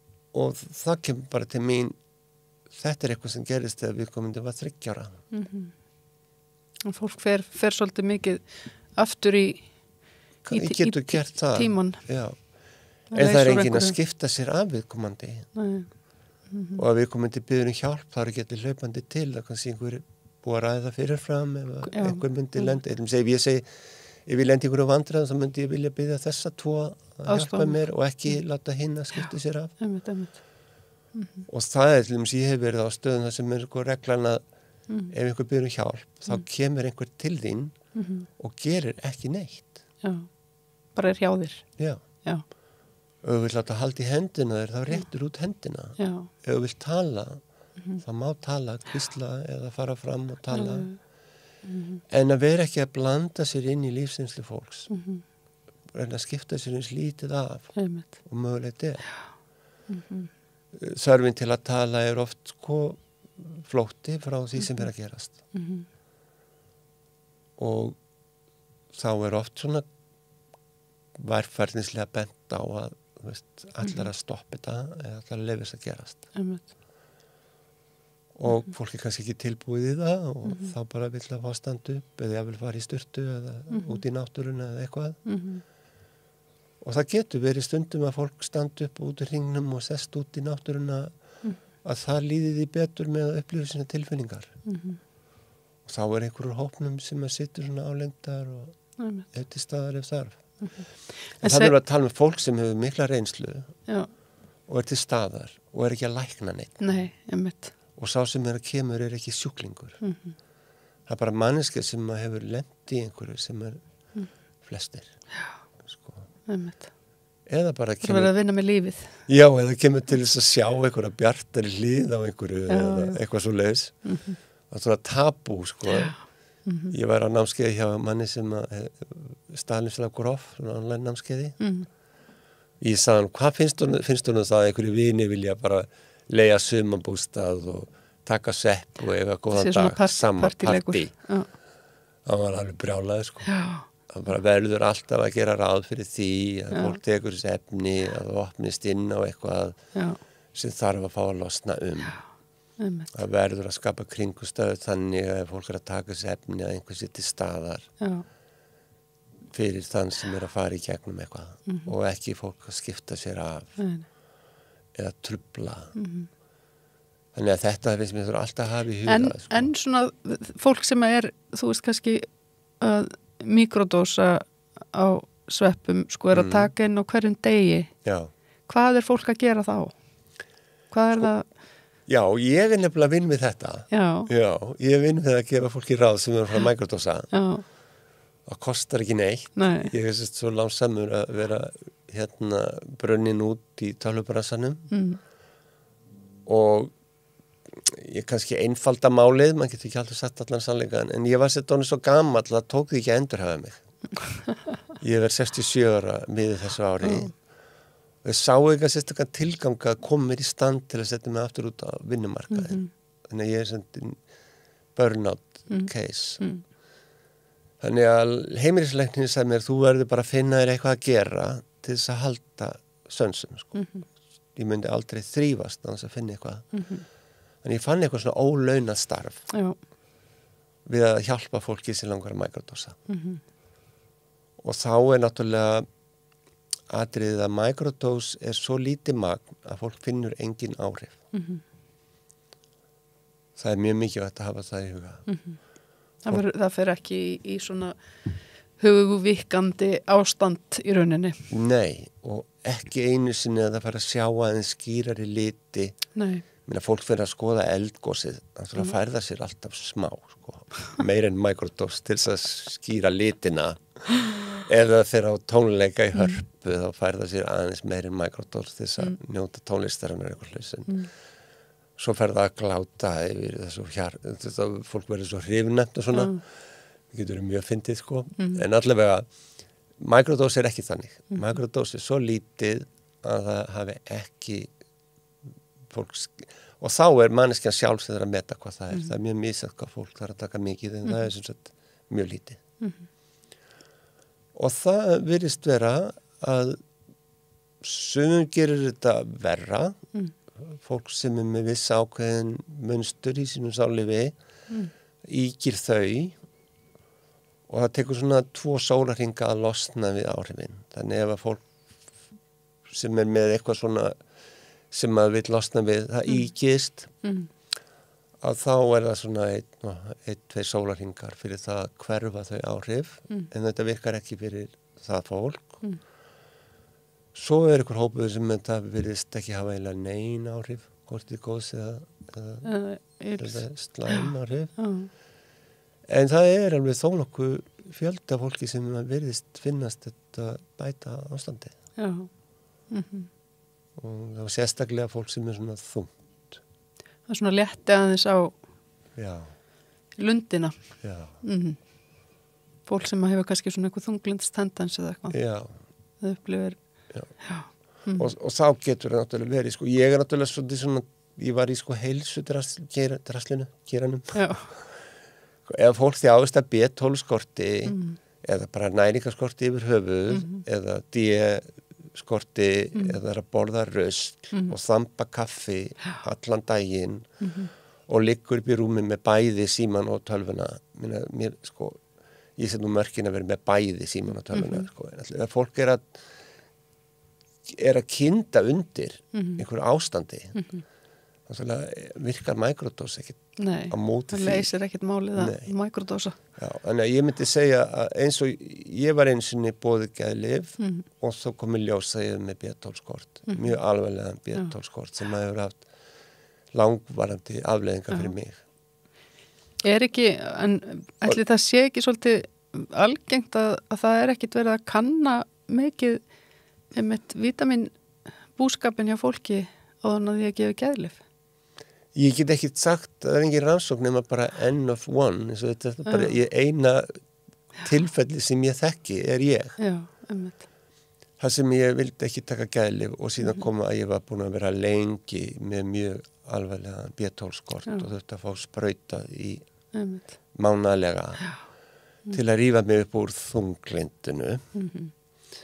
Þannig að ég sett hennar fyrirvara sko að microdosing getur alveg hendað ágætlega en það þarf bara að passa að það sé ekki eitthvað undirleikjandi vandamál í sambandi við mataræði, hegðun eða eitthvað slíkt. En ég er svona sett alveg ótal fyrirvara á svona en þetta er alveg töfralyf sko þegar það virkar. Já, einmitt. Já, ekki draga um því. Herðu, en mér langar aðeins að spyrja, þú fóst í viðtal fyrir 2 árum síðan hjá Frosta Logasyni í Íslandi í dag. Já. Og þá ert þú í rauninni kannski að svona koma út úr skápnum bara sem fyrsti Íslendingurinn sem viðurkenni það bara að þú sért að nota í rauninni hugvíkandi efni og ég tala bara ayahuasca. Já, það er ayahuasca. Segðu mig hvernig stemningin var á þessum tíma. Já, sko, hvaða viðbröð fékkstu? Ég fekk mjög jákvæð viðbröð. Já. Með þess að ég er svona vini sem var svona skoðanir og það var eiginlega bara allir bara hlutleysið að jákvæðir yfir höfuð, sko, flestir. En sko, það var nú á þessum, það er eiginlega ekki að marka þetta viðtal. Þetta er 2 ára gamalt viðtal, ég segja fólki hvað þetta er hræðilegt. Þetta var hræðilega erfitt og mér leið alveg hræðilega og hræðilegt. Það var nú bara út af stemningunni sem var þá. Já. Ég var bara að reyna að stilla fólk aðeins af að gera sér grein fyrir hvað þetta veri áhrifaríkt, sko. Ég var mikið að tala inn í stemninguna að allir þetta að gera þetta. Já. Þetta var bara, þannig að það viðtalið mjög litað af því sem maður var að gerast þá. Ég var eiginlega, sko, ég vissi að hann vildi taka viðtal við einhvern og mér var bara stilt við vegg, vinni mín sagði bara, ef að þú ferð ekki, þá fer við einhver annar. Já, þá fer einhver annar. Og svo tók hann að telja til alla sem var í jafngóður eða betur en ég. Þeir einstaklingar voru allir í einhverjum vinnum, eða einhverjum hlutverkum í samfélaginu, þeir gátt ekki farið. Gátt ekki uppljóstrað Já, en ég hefði enga tapa og var svona vanur búin að vera mútastattu svona en svo bara gerði frostina, þetta var rosa flott hjá hann. Þetta var mjög flott. En bara áherslan á hvað þetta verið ógeðslega erfitt og ég var að horfa hana þátt daginn og það þarf ekki að vera svona erfitt, sko. Nei. En núna, það hefur svolítið svona mikið gerst, mikið vatn til sjávar í samfélaginu, hvað var það þessi mál síðan þá og liggur fyrir núna hvað fyrir margt á þingi að leyfa rannsóknir á hugvíkandi efnum og eitthvað svona. Heldur þú að þetta hafi haft mikil áhrif þetta viðtal og hvað er mikið af fólki í samfélaginu á Íslandi dag sem er að pæla í þessum hlutum? Já, það eru nokkur 100 eða nokkur 1000 manns að gera þetta. Ég myndi að maður veri mjög margir að gera þetta. Stöðu sinna vegna getur fólk ekki talað um þetta og svoleiðis en já, mjög margir að gera þetta.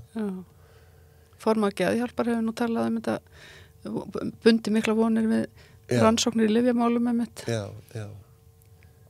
Já, sko, ég hérna fór á þessari ráðstefnu sem var daginn. Já, ég ætlaði að spyrja það ráðstefnuna í Hörpu. Sko, ég var nú svo djarfur að spyrja Michael Pollan, eða hvernig það búið fram nafnið hans, sem skrifaði How to Change Your Mind, bókina. Og svo voru gerðir þættir sem heita sama, How to Change Your Mind, á Netflix. Og þetta gengur út á það How to Change Your Mind on... Já, með að nota einhverja af þessum efnum, hann prófar hann eitthvað sveppi og eitthvað. Já. Og hann er líka maður sem er vel ekki viðkendur, hann er búin að skrifa bækur sem eru þýddar á íslensku annað í sambandi við náttúrun og mataræði og ýmislegt. Þetta er maður sem fólk veit hver er. Hann er kallmaður, hvítur kallmaður, gyðingur, býr á Östursand Bandaríkjanna, tekkar í öll boxin hjá ákveðnum hópi sem er erfitt að sannfara. Og hann skrifaði grein í New York 2015 sem ég las það verið að gefa fólki sem var í taugaáfalli yfir því að það var að fara að deyja úr krabbamenni og það var ekki ná að njóta síðustu daga ævinar að það var í svo miklu áfalli yfir hvað var að ske. Það var rannsókn af því að hvað myndi áhrifið að þetta fólk að gefa þeim sveppi sem að hljómar klikkað og hann skrifaði grein þetta New Yorker sem ég las sem hafði mikil áhrif á mig. En þegar hann skrifði þessa bók How to Change Your Mind, ég spurði hans þetta ráðstefnunni, bókin, það var að varkár, hann er mjög varkár í því sem hann segir. Svo gerir hann á Netflix bara, wow, þetta er æðislegt og eitthvað svona, allt annar tón, þó þessi sömu viðmælendur svolítið. Og hann sagði bara bæði að viðbröðum við bókinni hefur verið miklu mildari og jákvæðari en það hafði gert ráð fyrir. Já. Og síðan er samfélagið mikið búið að breytast sem að náttúrulega mætti bæti við ekki síst honum sjálfum að þakka sko. Þannig að þættirnir eru eiginlega svolítið svona fyrir það sem ekki fatta ekki þetta er bara svona, það er bara að halda upp á það að það er bara finnst öllum þetta, eða flestum þetta að vera frábært og hann er bara ófeiminn að segja að þetta sé mjög gagnlegt fyrir marga og þannig að en bókinni var að miklu margarari Sara María Júlíusdóttir var að skipuleggja þessa ráðstefnuðin í Hörpu og hún var hvað sérstaklega að hugsa fyrir fagfólk í heilbrigðis og geiranum, lögreglufólk og ég vil...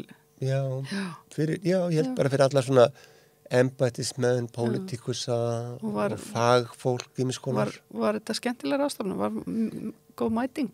Já, mjög góð mæting og hópurinn vel samsettur. Komur að óvart hvað mikið að fólki kom frá útlöndum til að vera á þessari ráðstefnu. Þá var nokkuð margir Danir til þeim sem gerðu sér ferð hingað. Þannig að ráðstefnan sem slík var bitastæð og fín. En það var alls konar fólk sem að ég var ánægður að sjá fólk eins og á gólfinu, fólk sem vinnur með fólki sem er með geðræðavandamáli eða fíknivanda. Og það kannski, má kannski segja að þessi sko geðræni fíknivandi sem við erum að glíma við hérna það er ekki bara ákvarðanataka eða opinber stefna, það er bara fólk sem er dagstæðilega að hjálpa eða vinna með einstaklingar sem eru að glíma við svona. Þannig mér fannst svona af þeim sem ég veit hver var, það var mér ágætt blanda fólki. Getur kallað fagfólki. En hún er mjög mikið miðuð að ákvarðanatakandi aðilum. Og hjálpa læknum að þóra að segja opinberlega að þau hafa trú á þessu eða finnst það áhugavert. Bara mjög ítarlega rannsóknir. Ein rannsóknin var það hvernig átt að setja sko inn í heilan á einhverjum músum samkenndar aukandi efni og sjá hvort það er samkenndar áhrif milli músuna sem verða að dæla inn í heilan af þeim MDMA eða eitthvað. Sem að var fór svona alveg út af kortinu sko að vera að sína rannsóknir þar sem er bora gött heilan hausin á músum sem sönnuðu það svona í framhjálhlaupi að mýs hafa samkennd sem við viljum náttúrulega helst ekki viðkenna að dýr hafi vitund yfir höfuð en svo fer þetta allan skalan yfir í einstakling með flotta menntun segjandi sína sögu hvar hann var stattur í sínu þunglindi komið með allar gráður sem hann hélt að myndi þurfa til að verða fínn og hann var bara með sjálfsvíkshugsanir með alla sína gráður og hann segir sína sögu hvernig hann tengist með rannsóknum og hvernig hans ferli sem meðferðaraðili í sambandi við svona hluti virkar fyrir hann sjálfan persónlega en ráðstefna var mjög lituð af því að sýna bara rannsóknar sem það eru fjöldin allar rannsóknum í gangi en já, ég held að það sé mjög til góðs þessi ráðstefna. En það er ennþá þó einhverjir múrveggir sem það er að brjóta, það er ennþá fólk, einhverjar raddir sem eru svona með fordóma. Nei. En það er hverfandi. Sko, ég var einhverju lítið þorpi á Spáni sem er við sjóin og það eru settið svona stólar og bekkir í grjótið við sjóin og svo flæðir að og sumir að þeim fara í kaf og það verður bara þannig. Þeir sem eru með að tala gegn þessu bara gegn þessu það er ekki þetta hlusta á það. Þetta er að ske, það eru allir að gera þetta. Það skiptir einhver máli þó sálfræðingar eins og Hafrún Kristjánsdóttir skrifa einhverja grein. Það er eitthvað sem greinin hans sem minnst alveg satt, alveg satt. En ef við ætlum að halda að unglingar á öllum aldri láti segja sér að gera þetta ekki, þá bara algengur sjúkdóminn á Íslandi er sko eitthvað svona mótróa eitthvað. Þannig að ætla að banna einhverjum eitthvað muni bara íta undir það og eitthvað svona. Þetta bara virkar ekki þannig. Þú verður bara að vara fólk við, leiðbeina því og gefa því upplýsingar hvað þarf að hafa í huga. Fræðsla. Og að gera sér grein fyrir hversu djúp áhrif þetta getur haft. Þannig að fólk viti hvað þetta, ég meina eins og bara, veist, fólk dettur ekki í huga að keyra vitleysu megin á götunni. Hugsaðu hvað Íslendingar eru frábærir og fólk almennt að þetta keyra 90 km hraða og svo kemur einhverja mótið á 90 km hraða og það gerist ekki vegna þess að hinn er hinum megin á götunni. Að fólk veit alveg hversu alvarlegt það er að keyra á 90 km hraða. Það vita það allir. En ef þú segir ekki fólki að þú verður að vera hægra megin á götunni til að koma veg fyrir slys eða útlendingarnir sem er að keyra Vestfjörðum og þora ekki að fara út í kantin að þið haldið þessi að fara út í sjó, skiljiði. Men þetta er alveglegt mál að keyra á 90 km hraða. Það er bara stór hættulegt. Þannig að ef við kennum ekki fólki og leiðbeinum ekki fólki, þá getur það verið mjög alvarlega vont. Fólk getur lent inn á geðdeild. Fólk getur bara lent í rosalega erfiðu málum. En í flestum tilfellum held ég að þetta setja góðs og ég get ekki stoppa neitt. Það bara ekki, ég bara ekki það stöðu. Ég held bara að þetta verði ekki stoppa. Fólk er að rækta sveppi hjá með að segja. Fólk er að tína, það eru allir að tína. Ef þú er að fara að tína sveppa haustin þá er bara að fara langt frá Reykjavík, það er bara engi sveppi neinstara því það eru bara allir að tína sveppi. Þetta er bara, og hvernig ætlar að stoppa það? Þú bara stoppar það ekki, þú bara bendir fólki, ég minna eins og það er Bill Richards, einn af frægu yfirsettu fólkinu sem held ég komið fram í Netflix þáttunum. Hann hefur skrifað bók hvað þetta sé heilagt og merkilegt. Og fólk sem tekur þessi efni fer inn í ástandi að vera bara tengjast, nú má ekki segja hér, jú ok, bara læt vaða tengjast Guði, skynja, kærleika, og fyrirgefningu og fyrirgefa sjálfum sér jafnvel, sem er nú oft erfiðast og upplifa bara djúpa hamingju, kannski klukkutíma. Af því að einhver kemur tilbaka eftir það, þá þarf náttúrulega að vera svona, ok, bara rólegt. En ég minna, leiðbeiningar og skaðamingun, það er það sem við þurfum að beina athygli að. Segðu mér svona, kannski að lokum, þú ert búin að vera að skoða og pröfa þig áfram og vinna með þetta núna í nokkur ár. finnur mun á því bara hvernig fyrst þegar þú fórst að stíga út á þessa braut og í dag, ég meina ertu farin að sjá þetta einhvern veginn öðruvísi eða? Sko, það er gall í mínu sálifi. Ég er svona vandamála orienteraður og ég er ofta að leita einhverju vandamáli sem þarf að leysa. Svo er ég eitthvað að skána og gerir svona og allt í einu, þegar maður sér er einhverju nokkru þúsundkallin á reikningum mínu með mánaðamótin og ég skulda ekkert í sjoppunni og eitthvað. Þannig ég hef eitthvað skánað. En í athygli minn er svolítið á einhverju vandamáli sem ég þarf að leysa, sem er kannski sykur eða meir en 2 bolla kaffi eða eitthvað. Þannig ég er bara alltaf sami lúserinn. Ég er alltaf með eitthvað sem ég er ekki að höndla og alltaf eitthvað hræðileg mistök sem ég sagði eða sagði ekki eða orðaði ekki rétt. Þannig ég er rosalega eitthvað orienteraður gagnvart því að hafa upp á altarinu sko allt sem öðruvísi en það ætti að vera. En ég er með aðeins meiri húmor gagnvart því. Kannski hefur það skánað. En ég minna ég er hættur að henda dóti í sjónvarpið eins og ég gerði gamla daga. Með henda skó með einhver pólitíkus kemur í sjónvarpið. Ég er hættur því. En það, ég myndi ekki, ég er nú með einhver svona pingu lilla tölvu sem að myndi ekki fíla það hendi í hann einhverju dóti. En ég er að segja, en fólk sem þekki mig segir að ég hef skánað helling. Og ég til dæmis færum að vera til staða fyrir fólk sem er að ganga í gegnum eitthvað. Af því ég er búin að ganga í gegnum eitthvað svipað. En ég til dæmis taka það fram, ég er ekki að sitja yfir fólki. Ég hef verið í hóp með mörgum öðrum, þar sem einhver nýr hefur komið. Ég hef gert það. Og mér er voðalega gaman að tala þetta, þannig að fólk eru vill mikrodosa, ég geti sagt fólki til það og svona. En ég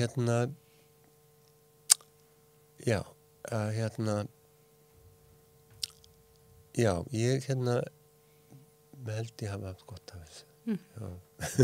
Takk fyrir að koma og spjalla við mig þetta, Guðmundur, og gangiði vel. Takk fyrir. Takk.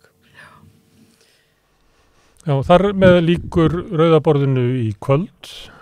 Þakka öllum gestum sem hingað komið og ykkur sem hafa verið að hlusta. Bendi ykkur á að þið getið nálgast efni samstöðurinnar á síðum okkar á YouTube og Facebook og kannski auðveldast að fara inn á samstöðum.is. Það er hnappur sem heitir þættir. Þar getið nálgað alla þætti samstöðurinnar. En á YouTube þar hefur þið ítið á vídeo eða myndbrot, þar sjáum við einstöku viðtölu ef ykkur finnst þægilega að skoða það. Það hjálpar okkur ef þið dreifið efninu sem víðast því að þið eru raunverulega dreifikerfi samstöðurinnar. Við viljum hjálpa okkur að þá dreifið efninu sem ykkur líkar sem víðast. Þið sem að viljið styðja samstöðuna getið gert það með því að ganga í alþýðufélagið, þá greiðið þið eins konar áskrift, 2000 kall á mánuði, þið getið borgað meira þið viljið og það er gert með því að fara inn á samstöðun þetta á skráning. En ég segi þetta gott í kvöld, sjáumst á morgun klukkan 8, þá verður allt annað þáttur með allt öðrum viðmælendum en góða nótt.